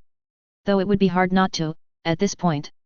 It was their 5,366th game and Lee had what would probably be his best hand of the 5,300s. It was a Saturday in February and there were 3 players, which let him shift the suit of any one whole card except a 2, 3, or 7, and that was enough to let him build a core with unicorns, dragons, and 7s. Across the table from him, Gerard McCusker looked up from the table cards toward the direction of the window, staring. The sinking feeling came over Lee's stomach with surprising speed. If his 7 of hearts got hit by a Dementor modifier and turned into a 6, he was going straight down to 2 pair and McCusker might beat that. Mike, said McCusker, what's with your patroness? Lee turned his head and looked. His soft silver badger had turned away from its watch over the pit and was staring downward at something only it could see. A moment later, Barry's moonlit duck and McCusker's bright anteater followed suit, staring in the same downward direction. They all exchanged glances, and then sighed. I'll tell them, said Barry. Protocol called for sending the 3 Aurors who were off duty but not sleeping to investigate anything anomalous. Maybe relieve one of them and take the sea spiral, if you two don't mind. Lee exchanged a glance with McCusker, and they both nodded.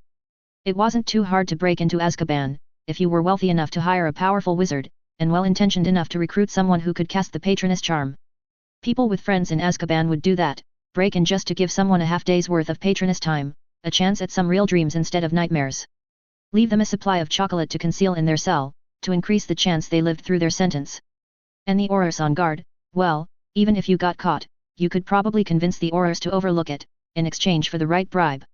For Lee, the right bribe tended to be in the range of 2 nuts and a silver sickle. He hated this place. But Barry one hand had a wife and the wife had healer's bills, and if you could afford to hire someone who could break into Azkaban, then you could afford to grease Barry's remaining palm pretty hard, if he was the one who caught you. By unspoken agreement, none of them giving anything away by being the first to propose it, the 3 of them finished out their poker hand first. Lee won, since no Dementors had actually shown up. And by then the Patronuses had stopped staring and gone back to their normal patrol, so it was probably nothing, but procedure was procedure. After Lee raked in the pot, Barry gave them all formal nods, and stood up from the table. The older man's long white locks brushed against his fancy red robes, his robes brushed the metal floor of the command room, as Barry went through the separating door that led to the formerly off-duty Aurors. Lee had been sorted into Hufflepuff, and he sometimes felt a little queasy about this kind of business. But Barry had shown them all the pictures, and you had to let a man do what he could for his poor sick wife, especially when he only had 7 months left before his retirement. The faint green spark floated through the metal corridors, and the silver humanoid, seeming a little dimmer now, followed after it. Sometimes the bright figure would flare, especially when they passed one of the huge metal doors, but it always died back down again. Mere eyes could not have seen the invisible others, the 11-year-old boy who lived, and the living skeleton that was Bellatrix Black, and the polyjuiced defense professor of Hogwarts, all traveling together through Azkaban. If that was the beginning of a joke, Harry didn't know the punchline. They'd gone up another 4 flights of stairs before the rough voice of the defense professor said, simply and without emphasis, "Aura coming." It took too long, a whole second maybe, for Harry to understand, for the jolt of adrenaline to pump into his blood, and for him to remember what Professor Quirrell had already discussed with him and told him to do in this case, and then Harry spun on his heel and flew back the way they'd come. Harry reached the flight of stairs, and frantically laid himself down on the 3rd step from the top, the cold metal feeling hard even through his cloak and robes. Trying to move his head up, to peer over the lip of the stairs, showed that he couldn't see Professor Quirrell, and that meant that Harry was out of the line of any stray fire. His shining patroness followed after him, and lay down beside him on the step just beneath him, for it too must not be seen. There was a faint sound as of wind or whooshing, and then the sound of Bellatrix's invisible body coming to rest on a stair further below. She had no place in this except. "Stay still," said the cold high whisper, "stay silent." There was stillness, and silence. Harry pressed his wand against the side of the metal step just above him. If he was anyone else he would have needed to take a nut out of his pocket, or rip off a bit of cloth from his robe, or bite off one of his nails, or find a speck of rock large enough that he could see it and solid enough to stay in one place and orientation while it touched his wand. But with Harry's almighty power of partial transfiguration, this was not necessary. He could skip that particular step of the operation and use any material near to hand. 30 seconds later Harry was the proud new owner of a curved mirror, and Wingardium Leviosa, Harry whispered as quietly as he could. Was levitating it just above the steps, and watching, in that curved surface, almost the whole corridor where Professor Quirrell invisibly waited. Harry heard it in the distance, then, the sound of footsteps. And saw the form, a little hard to see in the mirror, of a person in red robes, coming down the stairs, entering the seemingly empty corridor, accompanied by a small patroness animal that Harry couldn't quite make out. The aura was protected by a blue shimmer. It was hard to see the details but Harry could see that much. The aura had shields already raised and strengthened. Crap, thought Harry. According to the defense professor, the essential art of dueling consisted of trying to put up defenses that would block whatever someone was likely to throw at you, while trying in turn to attack in ways that were likely to go past their current set of defenses. And by far the easiest way to win any sort of real fight, Professor Quirrell had said this over and over, was to shoot the enemy before they raised a shield in the first place, either from behind or from close enough range that they couldn't dodge or counter in time. Though Professor Quirrell might still be able to get in a shot from behind, if. But the aura halted after taking 3 steps into the corridor. "Nice disillusionment," said a hard male voice that Harry didn't recognize. "Now show yourself, or you'll be in real trouble." The form of the sallow, bearded man became visible then. "And you with the patroness," said the hard voice. "Come out too. Now." "Wouldn't be smart," said the gravelly voice of the sallow man. It was no longer the terrified voice of the Dark Lord's servant, it had suddenly become the professional intimidation of a competent criminal. "You don't want to see who's behind me. Trust me, you don't. 500 galleons, cold cash up front, if you turn around and walk away. Big trouble for your career if you don't." There was a long pause. "Look, whoever you are," said the hard voice. "You seem confused about how this works. I don't care if that's Lucius Malfoy behind you or Albus Bloody Dumbledore. You all come out, I scan the whole lot of you, and then we talk about how much this is going to cost you." 2,000 galleons, final offer, said the gravelly voice, taking on a warning undertone. "That's 10 times the going rate and more than you make in a year. And believe me, if you see something you shouldn't, you're going to regret not taking that." "Shut it," said the hard voice. "You've got exactly 5 seconds to drop that wand before I drop you." 5, 4. "What are you doing, Professor Quirrell?" Harry thought frantically. "Attack first. Cast a shield at least. 3, 2, 1. Stupefy." Barry stared, a chill running down his spine. The man's wand had moved so fast that it was like it had apparat into place, and Barry's stunner was currently sparkling tamely at the end of it, not blocked, not countered, not deflected, caught like a fly in honey. "My offer has gone back down to 500 galleons, said the man in a colder, more formal voice. He smiled dryly, and the smile looked wrong on that bearded face. "And you shall need to accept a memory charm." Barry had already swapped the harmonics on his shield so that his own stunner couldn't pass back through, already tilted his wand back into a defensive position, already raised his hardened artificial hand into position to block anything blockable, and was already thinking wordless spells to put more layers on his shields. The man wasn't looking at Barry. Instead he was poking curiously at Barry's stunner where it still wavered on the end of his wand, drawing out red sparks and flicking them away with his fingers, slowly disassembling the hex like a child's rod puzzle. The man hadn't raised any shields of his own. "Tell me," the man said in a disinterested voice that didn't seem to quite fit the rough throat, "Polyjuice," Barry would have called it, if he'd thought that anyone could possibly do magic that delicate from inside someone else's body. What did you do in the last war? Put yourself in harm's way, or stay out of trouble. Harm's way, said Bari. His voice kept the iron calm of an aura with nearly 100 full years on the force, 7 months short of mandatory retirement. Mad Eye Moody couldn't have said it with any more hardness. Fight any Death Eaters. Now a grim smile graced Bari's own face. 2 at once. 2 of you know whose own warrior assassins, personally trained by their Dark Master. 2 Death Eaters at once against Bari alone. It had been the toughest fight of Bari's life, but he'd stood his ground, and walked away with only the loss of his left hand. Did you kill them? The man sounded idly curious, and he continued to draw threads of fire out of the much diminished stun bolt still captive on the end of his wand, his fingers now weaving small patterns of Bari's own magic before flicking to disperse them. Sweat broke out on Bari's skin beneath his robes. His metal hand flashed downward, ripped the mirror from his belt. Bari to Mike, I need backup. There was a pause, and silence. Bari to Mike. The mirror lay dull and lifeless in his hand. Slowly, Bari put it back on his belt. It's been quite a while since I had a serious fight with a serious opponent, the man said, still not looking up at Bari. Try not to disappoint me too much. You can attack whenever you're ready. Or you can walk away with 500 galleons. There was a long silence. Then the air screamed like metal cutting glass as Bari slashed his wand downward.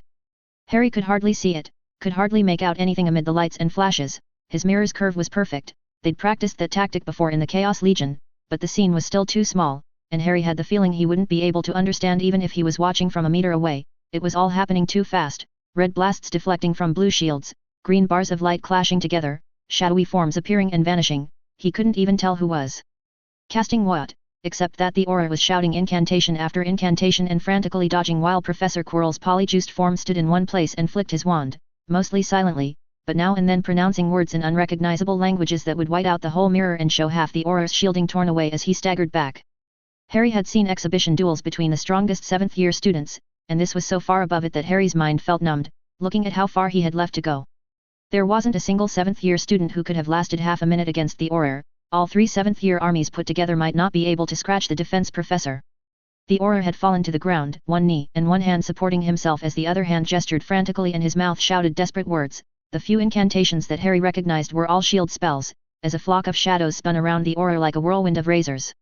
And Harry saw Professor Quirrell's polyjuiced form deliberately point his wand at where the aura kneeled and fought the last moments of his battle. Surrender, said the gravelly voice. The aura spat something unspeakable. In that case, said the voice, Avada.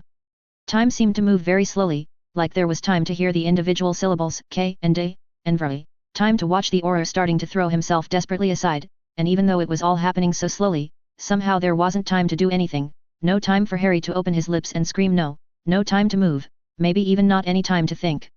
Only time for one desperate wish that an innocent man should not die. And a blazing silver figure stood before the aura. Stood there just a fraction of a second before the green light struck home. Bari was twisting frantically aside, not knowing if he was going to make it. His eyes were focused on his opponent and his onrushing death, so Bari only briefly saw the outline of the brilliant silhouette, the patroness brighter than any he'd ever seen, saw it just barely long enough to recognize the impossible shape, before the green and the silver light collided and both lights vanished. Both lights vanished, the killing curse had been blocked, and then Bari's ears were pierced as he saw his terrible opponent screaming, screaming, screaming, clutching at his head and screaming, starting to fall as Bari was already falling. Bari hit the ground, falling from his own frantic lunge, and his dislocated left shoulder and broken rib screamed in protest. Bari ignored the pain, managed to scramble back to his knees, brought up his wand to stun his opponent. He didn't understand what was happening, but he knew that this was his only chance. Stupefy. The red bolt struck out toward the man's falling body, and was torn apart in midair and dissipated, and not by any shield. Bari could see it, the wavering in the air that surrounded his fallen and screaming opponent. Bari could feel it like a deadly pressure on his skin, the flux of magic building and building and building toward some terrible breaking point.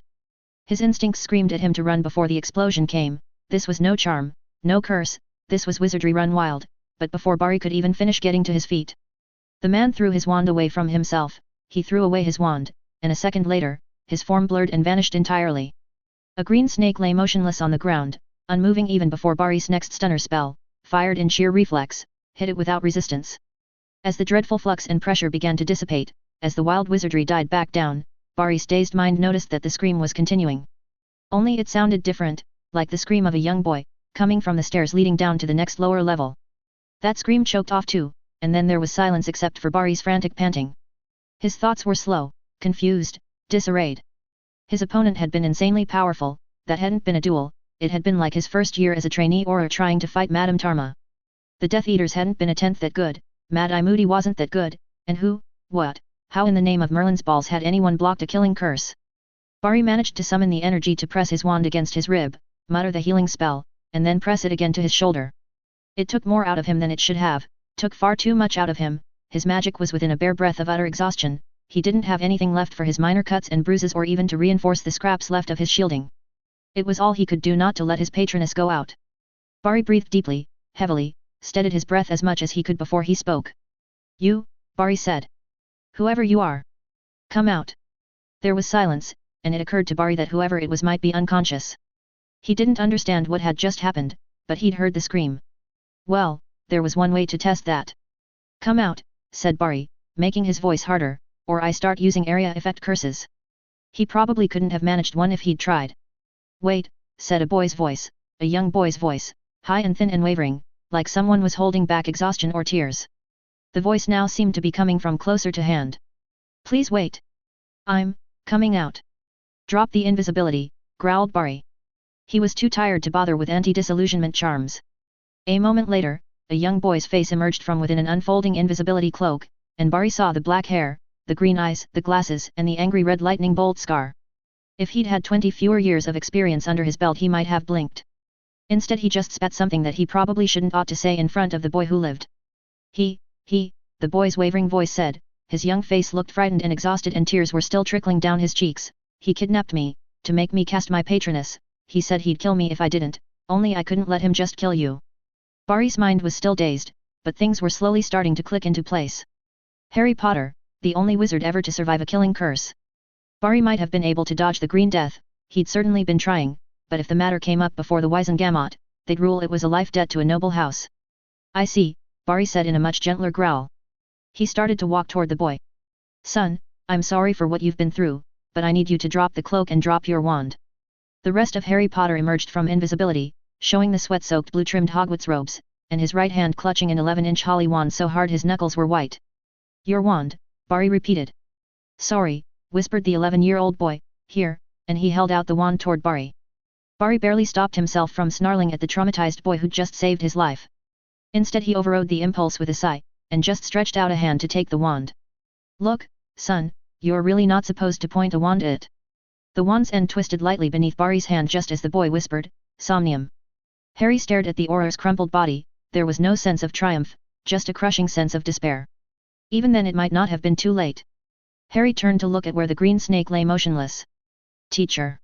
Hissed Harry. Friend? Please, are you alive? An awful fear was taking hold in Harry's heart. In that moment he had entirely forgotten that he'd just seen the defense professor try to kill a police officer. Harry pointed his wand at the snake, and his lips even began to shape the word innervate, before his brain caught up with him and screamed at him.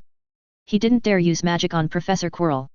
Harry had felt it, the burning, tearing pain in his head, like his brain was about to split in half. He'd felt it, his magic and Professor Quirrell's magic, matched and anti-harmonized in a fulfillment of doom. That was the mysterious terrible thing that would happen if Harry and Professor Quirrell ever got too close to each other, or if they ever cast magic on each other, or if their spells ever touched, their magic would resonate out of control. Harry stared at the snake, he couldn't tell if it was breathing. The last seconds ticked away. He turned to stare at the Auror, who had seen the boy who lived, who knew. The full magnitude of the disaster crushed in on Harry like 1,000 hundred-ton weights, he'd managed to stun the Auror but now there was nothing left to do, no way to recover, the mission had failed, everything had failed. He had failed. Shocked, dismayed, despairing, he didn't think of it, didn't see the obvious, didn't remember where the hopeless feelings were coming from, didn't realize that he still needed to recast the true patroness charm. And then it was already too late. Auror Lee and Auror McCusker had rearranged their chairs around the table, and so they both saw it at the same time, the naked, skeletally thin horror rising up to hover outside the window, the headache already hitting them from seeing it. They both heard the voice, like a long-dead corpse had spoken words and those words themselves had aged and died. The Dementor's speech hurt their ears as it said, Bellatrix Black is out of her cell. There was a split second of horrified silence, and then Lee tore out of his chair, heading for the communicator to call in reinforcements from the ministry, even as McCusker grabbed his mirror and started frantically trying to raise the 3 Aurors who'd gone on patrol. Chapter 55, The Stanford Prison Experiment, PT 5.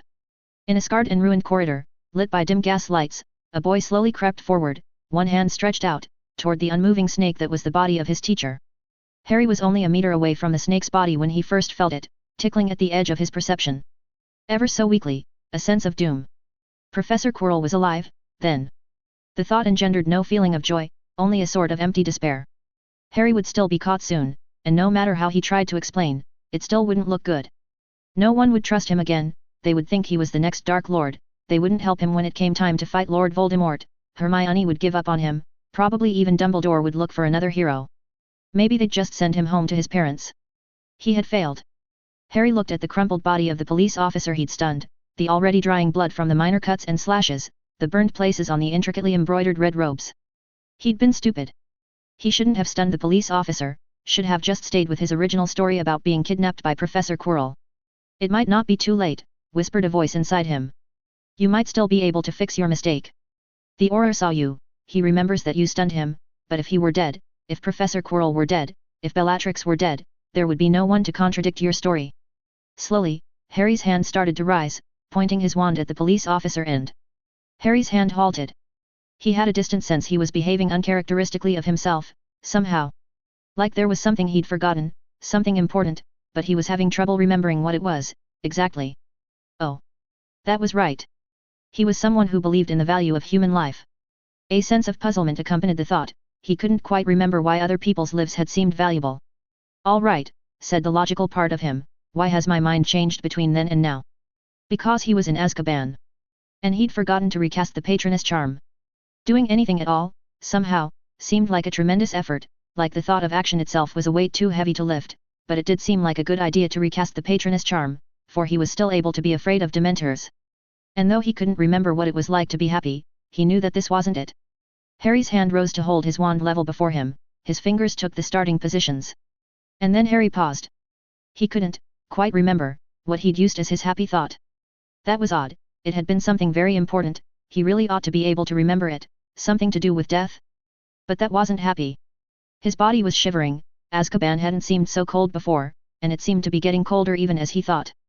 It was too late for him, he'd already sunk too far, he'd never be able to cast the Patronus charm now.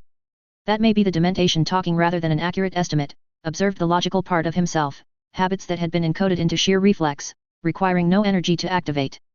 Think of the Dementor's fear as a cognitive bias, and try to overcome it the way you would overcome any other cognitive bias. Your hopeless feelings may not indicate that the situation is actually hopeless. It may only indicate that you are in the presence of Dementors. All negative emotions and pessimistic estimates must now be considered suspect, fallacious until proven valid. If you'd been watching the boy as he thought, you would have seen a distant, abstract, puzzled frown move across his face, below the glasses and the lightning bolt scar. His hand stayed in the starting position for the Patronus charm, and did not move. The presence of Dementors interferes with the part of you that processes happiness. If you cannot retrieve your happy thought by mnemonic association on the key of happiness, perhaps you can get at the memory some other way instead. When was the last time you talked to someone about the Patronus charm? Harry couldn't seem to remember that either. A crushing wave of despair swept over him, and was dismissed by the logical part of himself as untrustworthy, external, not Harry. The dull weight still pressed him down, but his mind went on thinking. It didn't take much effort to think. When was the last time you talked to someone about Dementors?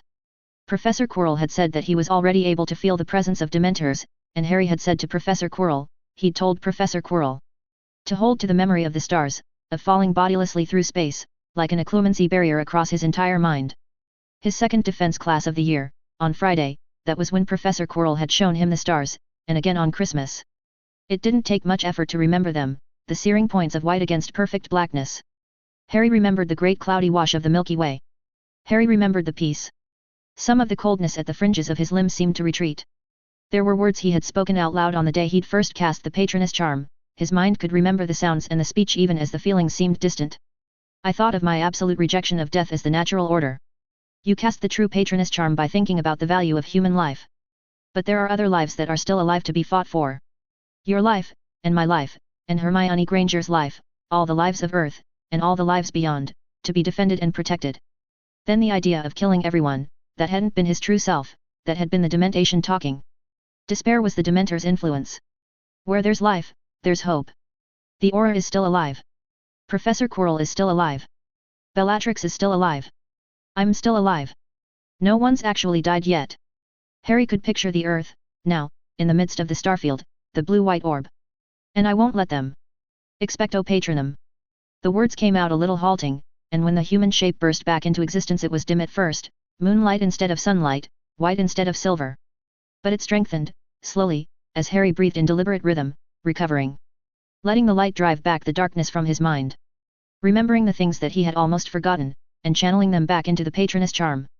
Even when the light blazed full and silver once more, illuminating the corridor more brightly than the gas lamps, banishing fully the cold, Harry's limbs still shook. That had been too close. Harry took a deep breath. All right. It was time to reconsider the situation now that his thoughts were no longer being artificially darkened by dementors. Harry reviewed the situation. Still looked pretty hopeless, actually. It wasn't the crushing despair of before, but Harry still felt wobbly, to put it mildly. He didn't dare go dark, and it was his dark side that had the ability to take this level of problem in stride. It was his dark side that would have laughed scornfully at the very concept of giving up just because he'd lost Professor Quirrell and was marooned in the depths of Azkaban and had been seen by a police officer. The ordinary Harry was not able to take that sort of thing in stride. But there wasn't any option except to keep moving forward anyway. You couldn't get any more pointless than giving up before you'd actually lost. Harry looked around. Dim gas lights lit a corridor of grey metal whose sides and floor and ceiling were slashed in places, gouged and melted, telling anyone who cared to look that there had been battle here. Professor Quirrell could have repaired it easily enough, if he'd. The sense of betrayal struck Harry with full force, then. Why did he, why? Because he's evil, said Gryffindor and Hufflepuff, quietly and sadly. We told you so. No. Thought Harry desperately. No, it doesn't make sense. We were going to commit the perfect crime, the aura could have been obliterated, the corridor repaired, it wasn't too late, but it would have been too late if he'd died. But Professor Quirrell was never really planning to commit the perfect crime, said the grim voice of Slytherin. He wanted the crime to be noticed. He wanted everyone to know that someone had killed an aura and broken Bellatrix Black out of Azkaban. He would have prepared some kind of evidence, some proof he could reveal of your involvement, to use as blackmail against you, and you would have been bound to him forever. Harry's patroness almost went out, then. No. Harry thought. Yes, said the other three parts of him sadly. No. It still doesn't make sense. Professor Quirrell had to know I would turn against him the instant I saw him kill an auror. That I might very well go ahead and confess to Dumbledore, hoping to plead the true fact that I was tricked. And in terms of blackmail, does his killing an aura against my will, really add all that much to breaking Bellatrix out of Azkaban with my willing help? It would have been more cunning to keep the evidence of my involvement with the basic crime, but still pretend to be my ally for as long as he could, saving the blackmail to use only if it became necessary. Rationalization, said Slytherin. So why did Professor Quirrell do it, then? And Harry thought with a tinge of desperation, knowing, even as he thought it, that he was motivated in part by a desire to reject reality, and that wasn't how the technique was meant to be wielded. I notice that I am confused. There was internal silence. None of the parts of himself seemed to have anything to add to that. And Harry continued to take stock of the moderately hopeless-looking situation. Did Harry need to reevaluate the probability that Bellatrix was evil? Not in any mission-relevant sense. It was a given that Bellatrix was currently evil. Whether she was an innocent who'd been made that way by torture and legilimency and unspeakable rituals, or whether she'd chosen it of her own will, didn't have much bearing on the current situation. The key fact was that while Bellatrix thought Harry was the Dark Lord, she would obey him. That was one resource, then. But Bellatrix was starved and 9/10 dead. Oh, I feel a little better now, how strange. Bellatrix had said that, in her shattered voice, after Harry's patroness had blazed out of control. Harry thought, and he couldn't have quite said why he thought this, it might have just been his own mind making things up, but, it seemed likely that what the Dementors had taken from you long ago was lost forever. But what the Dementors had taken from you recently, the true patroness charm might give back. Like the difference between emptying a cup, and the unused cup fading away. Bellatrix, then, might have got back what she'd lost in just the last week or so. Not any happy memories, those would have been eaten years ago. But whatever strength and magic had been drained from her in just the last week, she might have regained. Like the equivalent of getting a week of rest, a week to build up her magic again. Harry looked at Professor Quirrell's snake form. Maybe enough for an innervate. If awakening Professor Quirrell was, in fact, a smart thing to do. Some of the despair came back to Harry, then. He couldn't trust Professor Quirrell, couldn't trust that reviving him would be wise, not after what had just happened. Steady, Harry thought to himself, and looked at the crumpled form of the auror. Bellatrix might also be able to manage a memory charm. That could be step one, anyway. It wasn't exactly getting everyone safely out of Azkaban, and the aurors would know afterward that something strange had happened, they might suspect Bellatrix's body and perform an autopsy. But it was a step. And would it be all that hard to get out of Azkaban? If they could get to the top of Azkaban quickly enough, before the Auror was supposed to report back in, before anyone noticed him missing, then they could just fly out through the hole Professor Quirrell had made, and get far enough away from Azkaban to activate the portkey Harry already had in his possession. Both Professor Quirrell and Harry had portkeys, and both were powerful enough to transport 2 humans, plus or minus a snake. As with their doubly concealed departure from Mary's room, Professor Quirrell had put enough safety margin in his plans to impress even Harry. Bellatrix could carry Professor Quirrell's snake form, which Harry dared not touch or levitate. Harry turned and strode quickly toward where Bellatrix was waiting on the stairs. He could feel his spirits reviving a little. It was starting to look like a good plan, and there was no time to waste in going about it. What to do with Professor Quirrell, or for that matter Bellatrix, after the portkey took them to where they were supposed to hand Bellatrix over to the psychiatric healer? Well, Harry could work that out along the way. Harry would probably have to bamboozle the healer into doing something, which was going to take one hell of a bamboozling, and Harry wasn't even sure what he wanted done, but he and Bellatrix had to get moving now. The main problem Harry saw, as he quickly ran the whole process forward in his imagination, would come when they reached the roof. Professor Quirrell had been supposed to sneak around invisibly and confine the monitors that would notice visitors in the aerial surroundings of Azkaban, causing them to see a repeating loop of scenery for a few minutes. Professor Quirrell had said that he couldn't disillusion Harry's patroness, and if they switched off the patroness, the Dementors would notice Bellatrix was missing, and alert the Aurors. Harry's train of thought stumbled. There were times when crap just didn't seem to cover it. Lee's hands were sure despite the adrenaline, as he unlocked the bars on the vanishing cabinet that linked Azkaban to a well-guarded room in the interior of the Department of Magical Law Enforcement. A one-way vanishing cabinet, of course. The wards permitted a few fast ways into Azkaban, all of them highly restricted, and no fast ways out. Lee stepped well back, pointed his wand at the cabinet, spoke the incantation Harmonia Nectara Passus, and not a second later, the door of the cabinet burst open with a bang, and into the room strode a heavy-set, square-jawed witch with great hair cropped close around her head. She wore no rank signs as she wore no jewelry or other ornamentation, it was only in ordinary Auror's robes that she deemed fit to grace herself, Director Amelia Bones, head of the Department of Magical Law Enforcement and said to be the only witch in the DMLE who could take Mad-Eye Moody in a fair fight, not that either of those two were the sort to fight fairly. Lee had heard rumors that Amelia could operate within the bounds of the DMLE, and this was the sort of thing that gave rise to rumors like that. He'd called in the alarm not 50 seconds ago. Get into the air, now. Amelia barked over her shoulder at the female Auror trio following behind her with police broomsticks. They must have all been crushed in there, waiting for Lee to activate the cabinet. I want more aerial coverage on this place. And make sure you keep up your anti-disillusionment charms. Then her head turned toward him. Report, Auror Lee. Do we know how they got in yet? Another Auror trio holding broomsticks materialized in the vanishing cabinet and strode out after them even as Lee began talking. They were followed by a trio of hit wizards in full battle gear. Then another trio of hit wizards. Then another broomstick team. The emaciated form that was Bellatrix Black was resting motionless on the stairs when Harry got there, eyes closed, and when Harry asked in a cold, high whisper whether she was awake, he got no response. A brief twitch of panic was countered by the thought that Professor Quirrell had knocked her out to prevent her from hearing the Dark Lord's cringing servant suddenly turn into a hardened criminal and then an expert bat-lemage.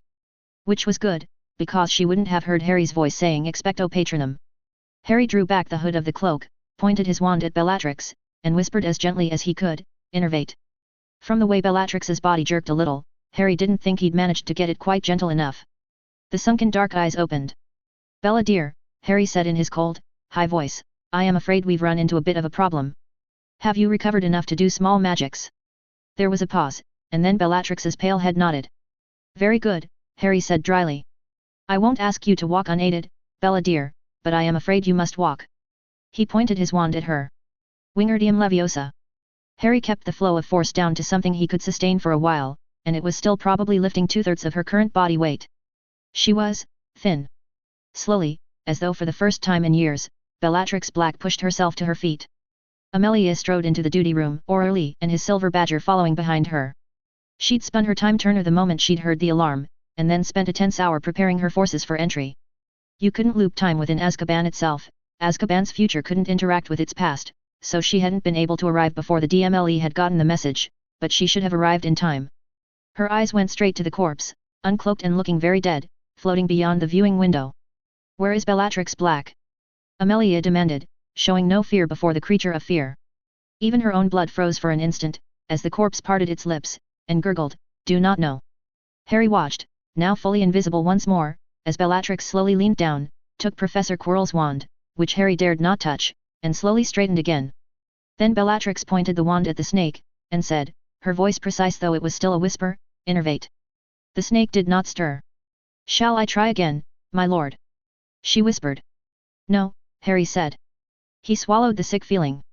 Harry had decided to say the hell with it and try to revive Professor Quirrell after he'd realized that the Dementors had probably alerted the Aurors by now. His high, cold voice went on, unperturbed, "Do you think you are able to perform a memory charm, dear Bella?" Bellatrix paused, and then said, hesitantly, "I think so, my lord." "Eliminate that Auror's last half hour of memory," Harry commanded. He'd thought a bit about whether he wanted to provide any justification for that, what he would say if Bellatrix asked why they weren't just killing him, in which case Harry would explain that they were pretending to be a different power group and then tell her to shut up. But Bellatrix simply pointed her wand at the Auror, stood silently for a time, and finally whispered, "Obliviate." She swayed, then, but did not fall. "Very good, my dear Bella," Harry said, and chuckled thinly. "And I will ask you to carry that snake." Again, the woman said nothing, demanded no explanations, didn't ask why Harry or the apparently invisible patroness Castor couldn't do it. She only staggered to where the long snake lay, slowly bent over, picked it up, draped it over her shoulder. A tiny little part of Harry observed that it was very relaxing to have a minion that would just follow orders so unquestioningly, and even got as far as thinking that he could totally get used to having a minion like Bellatrix, before that mind fraction was screamed into silence by his mortally offended remainder. "Follow," the boy commanded his minion, and began to walk. It was starting to get crowded in the duty room, almost too crowded to breathe, though there was still space around Amelia herself. If needing to breathe meant that you had to crowd Director Bones, it was better not to breathe. Amelia looked at where Aura was fiddling with Auror McCusker's mirror. "Specialist Wineback," she barked, causing the young witch to start. "Any response from One Hand's mirror?" "None," Aura said nervously.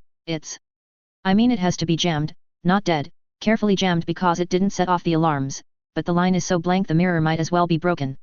Amelia didn't let her expression change, though the part of her that was already mourning One Hand got a little sadder and a lot more angry. 7 months, he'd had 7 months left until his retirement after a full century of service. She remembered him as an eager young Auror, so very long ago, and his whole career he'd served the DMLE with perfect loyalty, at least when it came to anything really important. Someone would burn for this. The Dementor still hovered outside the window, casting its useless shadow of dread over their operations. All the creature could do was gurgle its lack of knowledge or fail to reply at all, when asked questions like "Did Bellatrix Black escape?"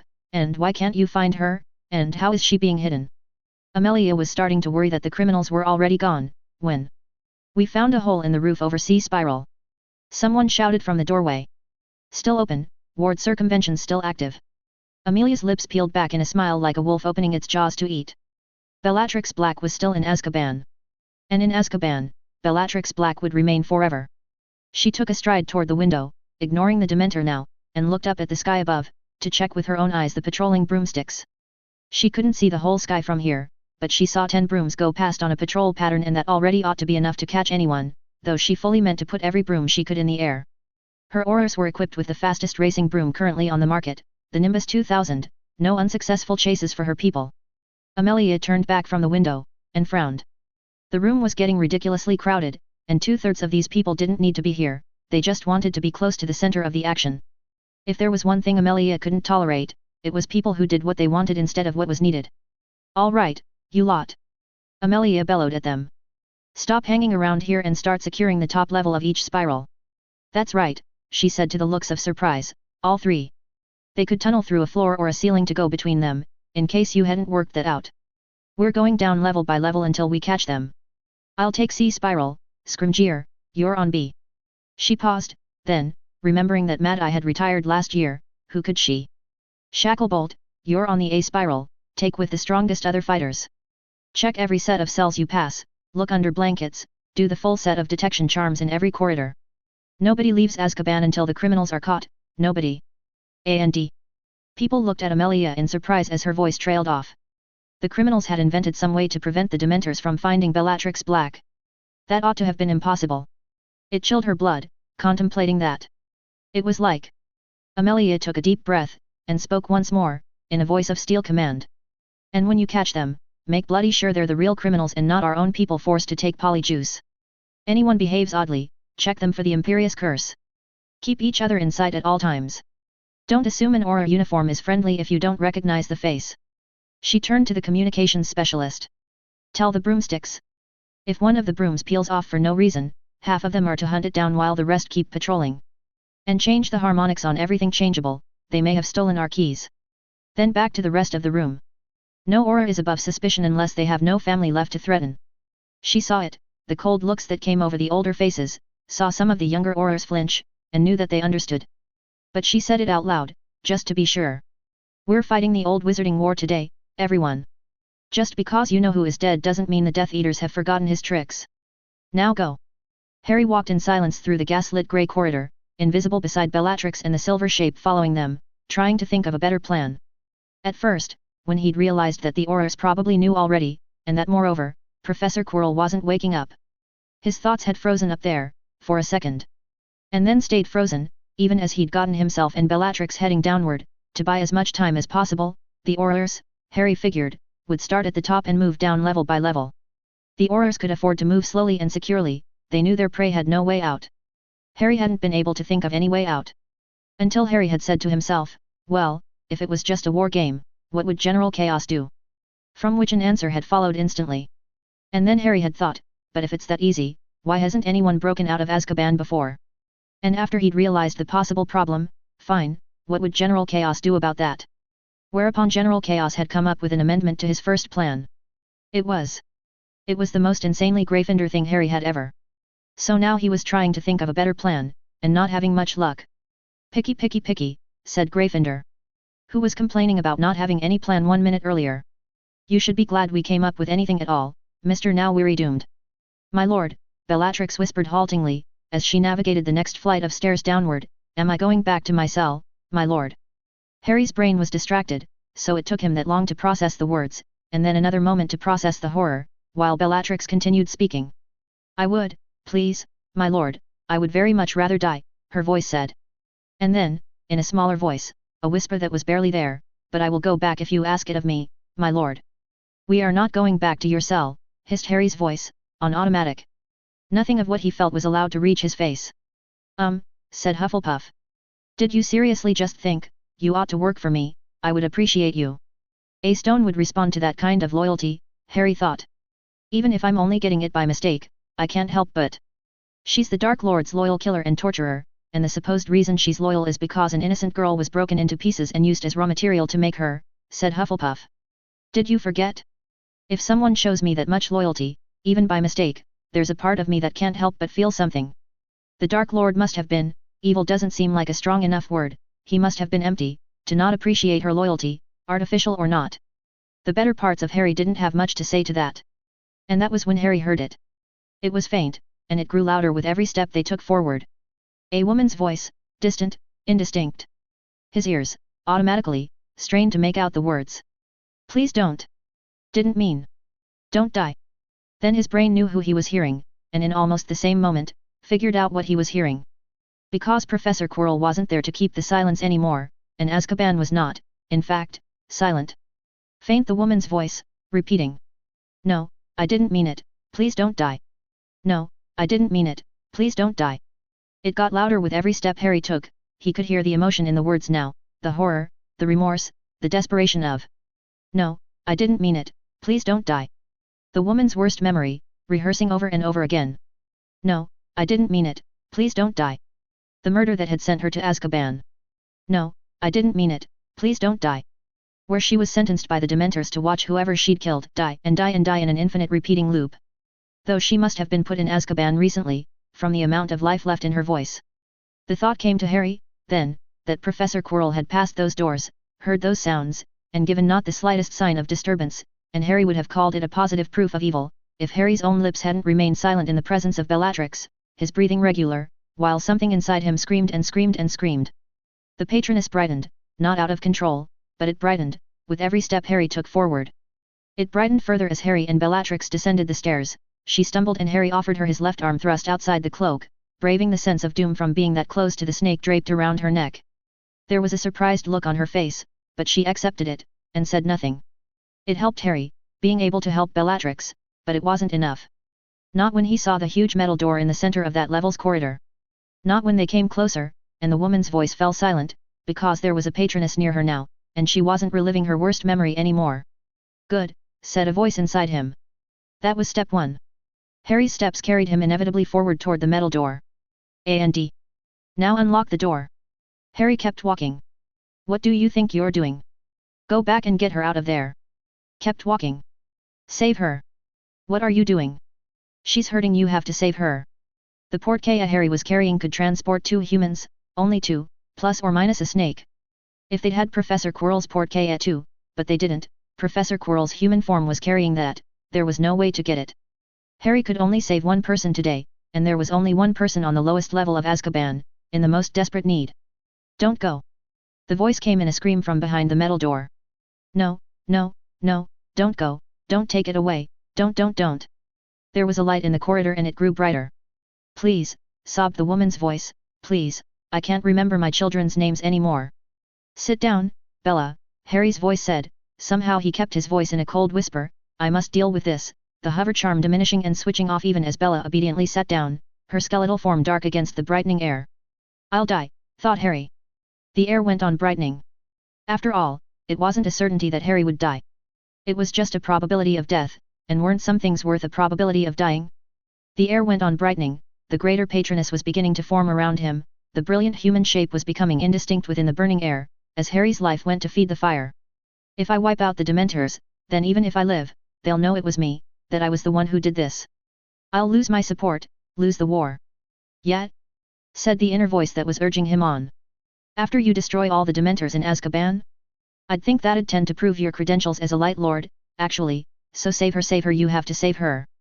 The humanoid shape could no longer be seen as a separate entity. The corridor couldn't be seen. Harry's own body was invisible within the cloak. There was only a bodiless viewpoint within an infinite expanse of silver light. Harry could feel the life leaving him, fueling the spell. Far away, he could feel the shadows of death begin to fray. I meant to accomplish more with my life than this. I was going to fight the Dark Lord, I was going to merge the Wizarding and Muggle worlds. Lofty goals seemed very distant, very abstract, compared to one woman begging him for help. It wasn't certain that Harry would ever do anything more important than this one thing that he could do now and here. And with what might have been his last breath, Harry thought. There are other Dementors, probably other Azkabans. If I'm going to do this, I should do it when I'm closer to the central pit. It will take less of my life that way, which increases the probability that I'll survive to destroy other Dementors, even assuming this is the optimal thing to do. If there's a right time and place to do this, it isn't now and here, it isn't now and here. What? Said the other part of him indignantly, as it searched for a counter-argument that didn't exist. Slowly the light died back down, as Harry concentrated on that one indisputable fact, the one obvious truth that they weren't in the optimal place, the time couldn't be now. Slowly the light died back down. Part of Harry's life flowed back into him. Part had been lost as radiation.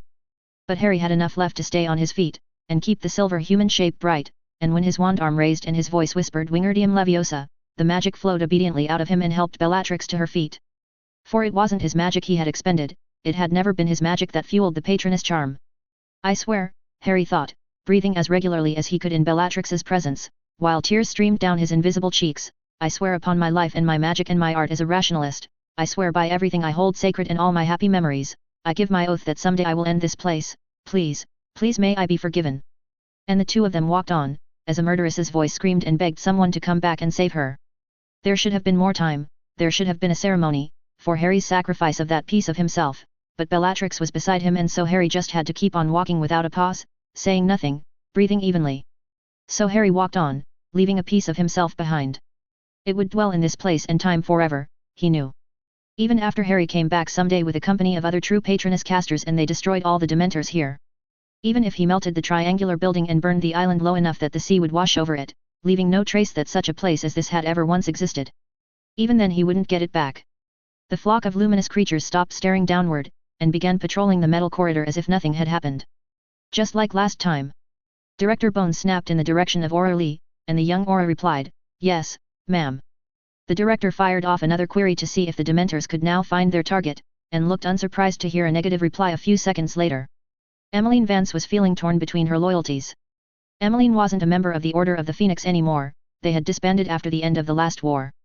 And during the war, she'd known, they'd all known, that Director Crouch had quietly approved of their off-the-books battle. Director Bones wasn't Crouch. But they were hunting Bellatrix Black now, who had been a Death Eater, and who was certainly being rescued by Death Eaters. Their Patronuses were behaving oddly, all the bright creatures stopping and staring off downward, before they'd gone back to following their masters. And the Dementors couldn't find their target. It seemed to her that this would be an extremely good time to consult Albus Dumbledore. Should she just suggest to Director Bones that they contact Dumbledore? But if Director Bones hadn't contacted him already? Emmeline wavered for a while, probably too long, and then finally decided. The hell with it, she thought. We're all on the same side, we need to stick together whether Director Bones likes it or not. At a thought, her silver sparrow fluttered onto her shoulder. Drop behind us to guard our rear, Emmeline murmured softly, almost without moving her lips. Wait until no one is looking directly at you, then go to Albus Dumbledore. If he is not already by himself, wait until he is. And tell him this, Bellatrix Black is breaking out of Azkaban, and the Dementors cannot find her.